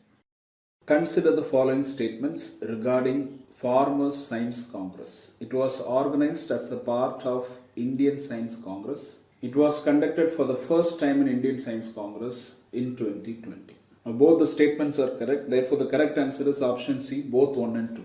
See, Farmers Science Congress was inaugurated for the first time in the 107th Indian Science Congress, which was held in Jan 2020. This move, it highlights the importance of innovations carried out by farmers and the scientific validity of these innovations. More than 100 innovative farmers have participated in this Farmers Science Congress and they have showcased their products. In this Congress, the Secretary of Department of Agricultural Research and Education has announced setting up a Farmers Innovation Fund and Farmers Innovation Centers. This will be helpful to propagate innovations by farmers and also to scientifically validate their innovations. Now, Indian Science Congress is organized annually by Indian Science Congress Association. Now it's a professional body under Department of Science and Technology of Ministry of Science and Technology. The very first meeting of the Congress was held in January 1914 at the premises of Asiatic Society, Calcutta. See, this Congress is an initiative of two British chemists, Professor Simonson and McMahon. Now this year we had 107th Indian Science Congress with the theme Science and Technology, Rural Development. Now let us move on to next question. This question is with reference to State Energy Efficiency Index 2019. Two statements are given. They are asking which of the statements given above are incorrect. It was developed by Bureau of Energy Efficiency in association with Alliance for an Energy Efficiency Economy. Haryana, Kerala and Karnataka are in the front runner category. See, the State Energy Efficiency Index was released in the month of January 2020. So in this context, it is important for us to know about this index, main points and findings of this index. See, this index, it tracks the progress of energy efficiency initiatives in states and union territories based on more than 90 significant indicators. It was developed by Bureau of Energy Efficiency in association with Alliance for Energy Efficiency Economy. It covers sectors such as buildings, industry, municipalities, transport, agriculture and distributing companies and other sectors. Some of the indicators included for the recent index was adoption of energy conservation building code, energy efficiency in MSME clusters, etc. So this index, it helps to track the progress in managing the energy footprint at the level of states and also at the national level. Based on the scores obtained and also based on aggregated total primary energy supply which is required to meet the state's actual energy demand, states have been grouped into 4 categories. These categories are front runners, achievers, contenders, aspirants. The top performing states for 2019 are Haryana, Kerala and Karnataka, but they are not in the front runner category but in the achiever category. In the aspirant groups, we can find states like Manipur, Jharkhand, Rajasthan. So none of the states qualified into front runner category. It means that we have to do a lot at the level of states to realize energy savings from energy efficiency. Now coming to Bureau of Energy Efficiency, it was set up in 2002 under Section 3 of Energy Conservation Act of 2001. Therefore, it is a statutory body. It helps in developing policies and strategies with the primary objective of reducing energy intensity of Indian economy. The Alliance for Energy Efficient Economy was launched in 2008. It is an industry-led, membership-based, not-for-profit organization. It drives energy efficiency markets and policies in our country. The objective is to make an energy efficient India and to transform India into a global leader in the field of energy efficiency. Now coming to the question, first statement is correct, second statement is incorrect. None of the states are in front runner category. Haryana, Kerala and Karnataka are in achiever category and they are top performers with this matter in 2019. Question asks for incorrect statement. Only statement 2 is incorrect. Correct answer option B, 2 only. Now let us move on to next question. ULU declaration, sometimes seen in news, is related to climate change mitigation adopted in 25th COP of UNFCCC, upholding women rights by UN Women, protection and promotion of linguistic diversity, elimination of tuberculosis by 2050. See, ULU proclamation or ULU declaration, it was adopted at the first World Language Resources Protection Conference. This conference was jointly organized by the government of China and UNESCO in Changsha, China in the year 2018. This declaration or proclamation, it is with respect to protecting and promoting linguistic diversity in the world. And this declaration is considered as a milestone for the protection of world's language resources. It recognized that protection and promotion of linguistic diversity is very important and crucial for the achievement of sustainable development goals. And it also stated that it is essential to combine the protection and promotion of linguistic diversity with the development of science and technology. And in this context, with reference to languages, we should know that last year, that is 2019, has been declared by the United Nations General Assembly as the UN International Year of Indigenous Languages. declaration of an international year for the indigenous languages raises awareness of this topic at the global level and also mobilizes different stakeholders for coordinated action. So the correct answer for this question is option C, protection and promotion of linguistic diversity. Meanwhile, let us also see something related to Indian polity, particularly 8th schedule of Indian Constitution. We have Article 351. It states that it shall be the duty of Union to promote the spread of Hindi language, so that Hindi may serve as a medium of expression for all elements of composite culture of India. It states that Hindi needs to be enriched. How? By absorbing certain forms, styles and expressions that are used in Hindustani and in other languages of India that are specified in the 8th schedule. To enrich Hindi, use the languages that are specified in 8th schedule. So Article 351 is to promote the progressive use of Hindi and for its enrichment. However, in 1968, a resolution was adopted in the Parliament called as the Official Language Resolution of 1968. And as per this resolution, in the interest of educational advancement and cultural advancement of the country, the Government of India should make necessary measures for the comprehensive full development of languages mentioned in the 8th schedule. And as per this resolution, all the languages included in 8th schedule and English shall be permitted as alternative media for all India and higher central services examinations. However, after ascertaining the views of UPSC on the future scheme of examinations and the procedural aspects and the timing. So at present, if you see, there are 22 languages in 8th schedule. The list has been given here for your reference. In 2017, Ministry of Home Affairs reported that there are demands for including 38 more languages in the 8th schedule of Indian Constitution. One such language is Tulu, which was in news in the month of Jan 2020. Tulu is said to have a greater number of speakers than Sanskrit and Manipuri, which are 8th schedule languages. Despite Tulu is spoken by more members, it is still not included in Schedule 8. That was the news that appeared in Jan 2020. Now, the 25th Conference of Parties of United Nations Framework Convention on Climate Change was held in Madrid in Spain under the presidency of Government of Chile and with the logistic support from the Government of Spain. So here the correct answer is option C. Now let us move on to next question. Which of the following correctly describes pneumocell? Near-microscopic animals with long, plump bodies and scrunched-up heads, a private Israeli space mission to moon, a vaccine against a leading cause of deadly childhood disease, pneumonia, an invasive species causing destruction in eastern Himalayas. Option A corresponds to tardigrades or moss piglets. Option B corresponds to bear-shaped mission. The correct answer for this question is option C, a vaccine against a leading cause of deadly childhood disease, pneumonia. The leading cause of this disease, what we are here referring is pneumococcus bacterium. We know that pneumonia is an infection in one or both sides of the lungs that might be caused either by bacteria or virus or fungal infection. But this vaccine is effective against pneumococcus bacterium, which is a leading cause of childhood pneumonia. This vaccine has been developed by a collaboration between Serum Institute of India Private Limited and an agency called PATH with funding from Bill and Melinda Gates Foundation.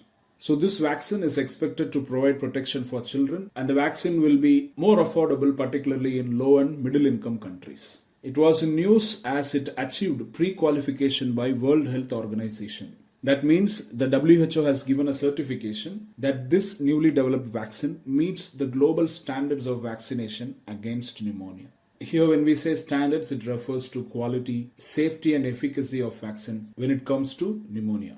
Now the speciality of pre-qualification by WHO is that it allows pneumocell to be procured by United Nations agencies and Gavi Alliance. And when we say Gavi Alliance, it stands for Global Alliance for Vaccines and Immunization. It's a vaccine alliance. This international alliance started in the year 2000 with the objective to improve access among children who are living in world's poorest countries to new and underused vaccines. Now in this context, let us also see about a platform or a network called as Electronic Vaccine Intelligence Network. See, it is implemented in India by Union Ministry of Health and Family Welfare in collaboration with United Nations Development Programme. This electronic VIN network, it digitizes vaccine stocks and monitors the storage temperatures by installing temperature loggers. It aims to support government's universal immunization program by supporting in this manner where it can provide real-time information on vaccine stocks and vaccine flows and also on storage temperatures across all cold chain points. Now, one of the achievements of this network is that it has achieved 80% reduction in instances of vaccine going out of stock. And it also ensured improved availability of adequate and needed universal immunization program vaccines to all targeted children and pregnant women. So this is with respect to Electronic Vaccine Intelligence Network implemented by UNDP and Union Ministry of Health and Family Welfare. The correct answer for this question is option C. Now let us move on to next question. Consider the following statements with reference to the Constitution of India. The Constitution of India has explicit provisions regarding preventive detention. The maximum period for which a person can be detained without obtaining the opinion of an advisory board is 3 months. Which of the statements given above are correct? See, Article 22 of Indian Constitution talks about punitive detention and preventive detention. So the first statement is correct. It explicitly has provisions on preventive detention, and preventive detention is to detain a person as a precautionary measure to prevent him from committing an offense. And according to Article 22, the maximum period a person can be detained without obtaining opinion of an advisory board is 3 months. It was reduced to 2 months by 44th Constitutional Amendment Act of 1978. However, this particular provision has not yet been brought into force, and therefore the original provision of 3 months is still in force. So both the statements are correct. Correct answer is option C, both 1 and 2. We may expect a question like this because we have been hearing about detention legislation such as Jammu and Kashmir Public Safety Act, the National Security Act. Either we may expect a question from those two legislations or we may expect from the Constitution of India. Now let us move on to next question.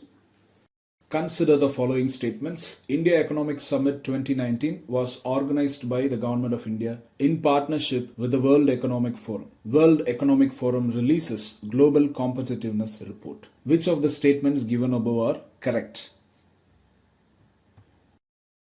So this question is with reference to the 33rd India Economic Summit, which was conducted on October 3rd and 4th of 2019, organized jointly by World Economic Forum, Union Ministry of Commerce and Industry, and Confederation of Indian Industry.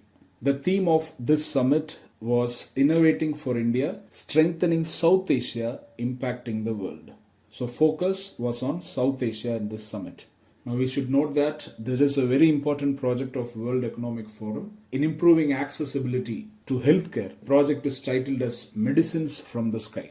The project aims to use drones for delivery of medicines, and a pilot project in this relation is to begin in 2020. The government of Telangana, in collaboration with Apollo Hospitals and the World Economic Forum, has formalized a pilot project for this purpose, and it aims to use drones to increase the access to healthcare for communities across the state of Telangana. See, coming to World Economic Forum, it is International Organization for Public-Private Cooperation. It was established way back in 1971 as a not-for-profit foundation. It is headquartered in Geneva, Switzerland. It is independent, impartial, and not tied to any special interest. Its primary focus is on engaging leaders in business, policy, politics, academic, and other aspects of society so as to shape global agenda, regional or industry agendas. More importantly, for our examination purposes, it releases reports: Global Competitiveness Report, Global Gender Gap Report, Global Risks Report, Travel and Tourism Competitiveness Report, Regional Risks for Doing Business Report, Social Mobility Index. In this question, both the statements are correct. Therefore, the correct answer is option C, both 1 and 2. Now let's move on to next question. Consider the following statements with reference to Asian Waterbird Census. It is jointly coordinated by Bombay Natural History Society and Wetlands International in India. It is a citizen science program that focuses on monitoring the status of waterbirds and wetlands. Which of the statements given above are correct? See, Asian Waterbird Census, it is a part of Global Waterbird Monitoring Program called as International Waterbird Census. Now, this International Waterbird Census is coordinated by Wetlands International It runs other regional programs in Africa, Europe, West Asia, Neotropics, and also the Caribbean. When we say Neotropics, it refers to the region Central America, South America, and it also includes tropical southern part of Mexico and the Caribbean islands. See, the Asian Waterbird Census, it was initiated in the year 1987 in Indian subcontinent. Now it covers the region from Afghanistan to Japan, Southeast Asia, and also Australia.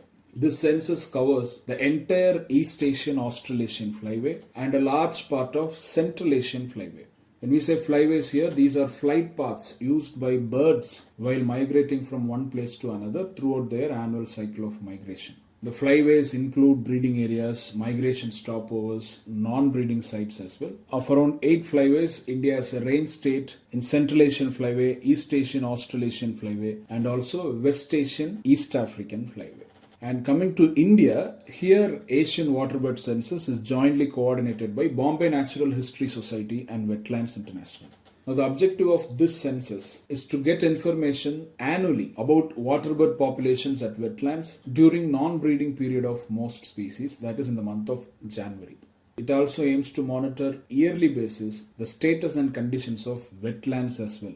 And it aims to therefore encourage greater interest in waterbirds and wetlands among citizens. This census plays a very important role in the promotion and protection of important bird and biodiversity areas, Ramsar sites, nationally protected sites, etc.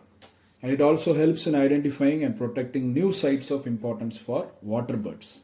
Now, coming to Bombay Natural History Society, it is a wildlife research organization, one of the oldest scientific organizations in India working for nature conservation since 1883. The correct answer for this question is option C. Both 1 and 2 are correct. Now let us move on to next question.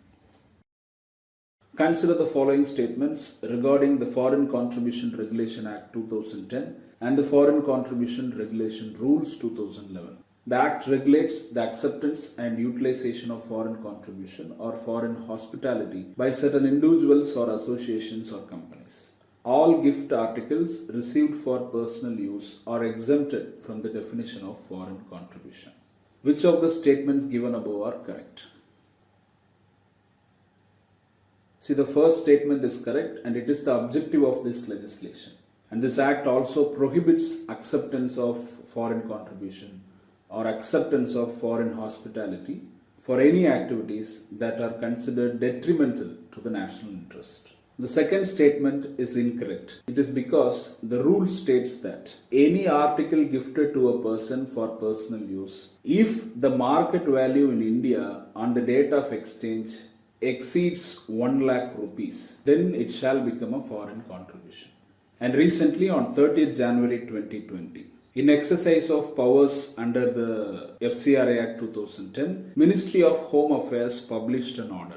And according to this order, all the institutions or organizations constituted by a central legislation or state legislation or even by an administrative or executive order of central government or any state government or any institution that is totally owned by appropriate governments and any of these institutions, and if these institutions are required to have accounts compulsorily audited by Comptroller and Auditor General of India, then these agencies are exempted from Foreign Contribution Regulation Act of 2010.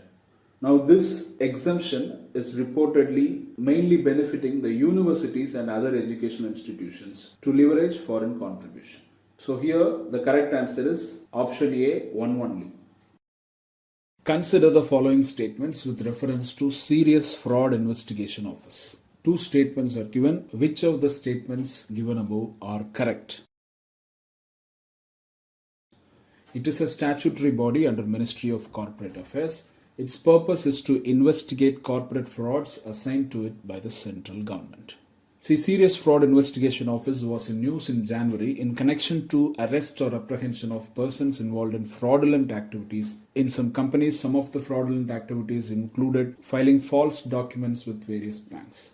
In this context, it is important for us to know about this office. Government of India had set up a committee on corporate governance under the chairmanship of Sri Naresh Chandra, who is a former cabinet secretary. This committee recommended to set up a corporate serious fraud office in the form of a multidisciplinary agency having specialists from various relevant areas, and also to include officers on the basis of transfer or deputation or on special term contracts. And based on this recommendation, and in the backdrop of stock market scams, and also because of failure of non-banking companies leading to a huge financial loss to the public, the government decided to set up this office in the year 2003. At that time, it was established through a resolution. It's a multidisciplinary organization to investigate corporate frauds or frauds relating to companies. It has experts from various fields like financial sector, capital market, accountancy, forensic audit, taxation, IT, etc. Though it was initially established by a resolution of the government, after the enactment of Companies Act, it was given statutory status by Section 211 of Companies Act 2013. It is a part of Ministry of Corporate Affairs.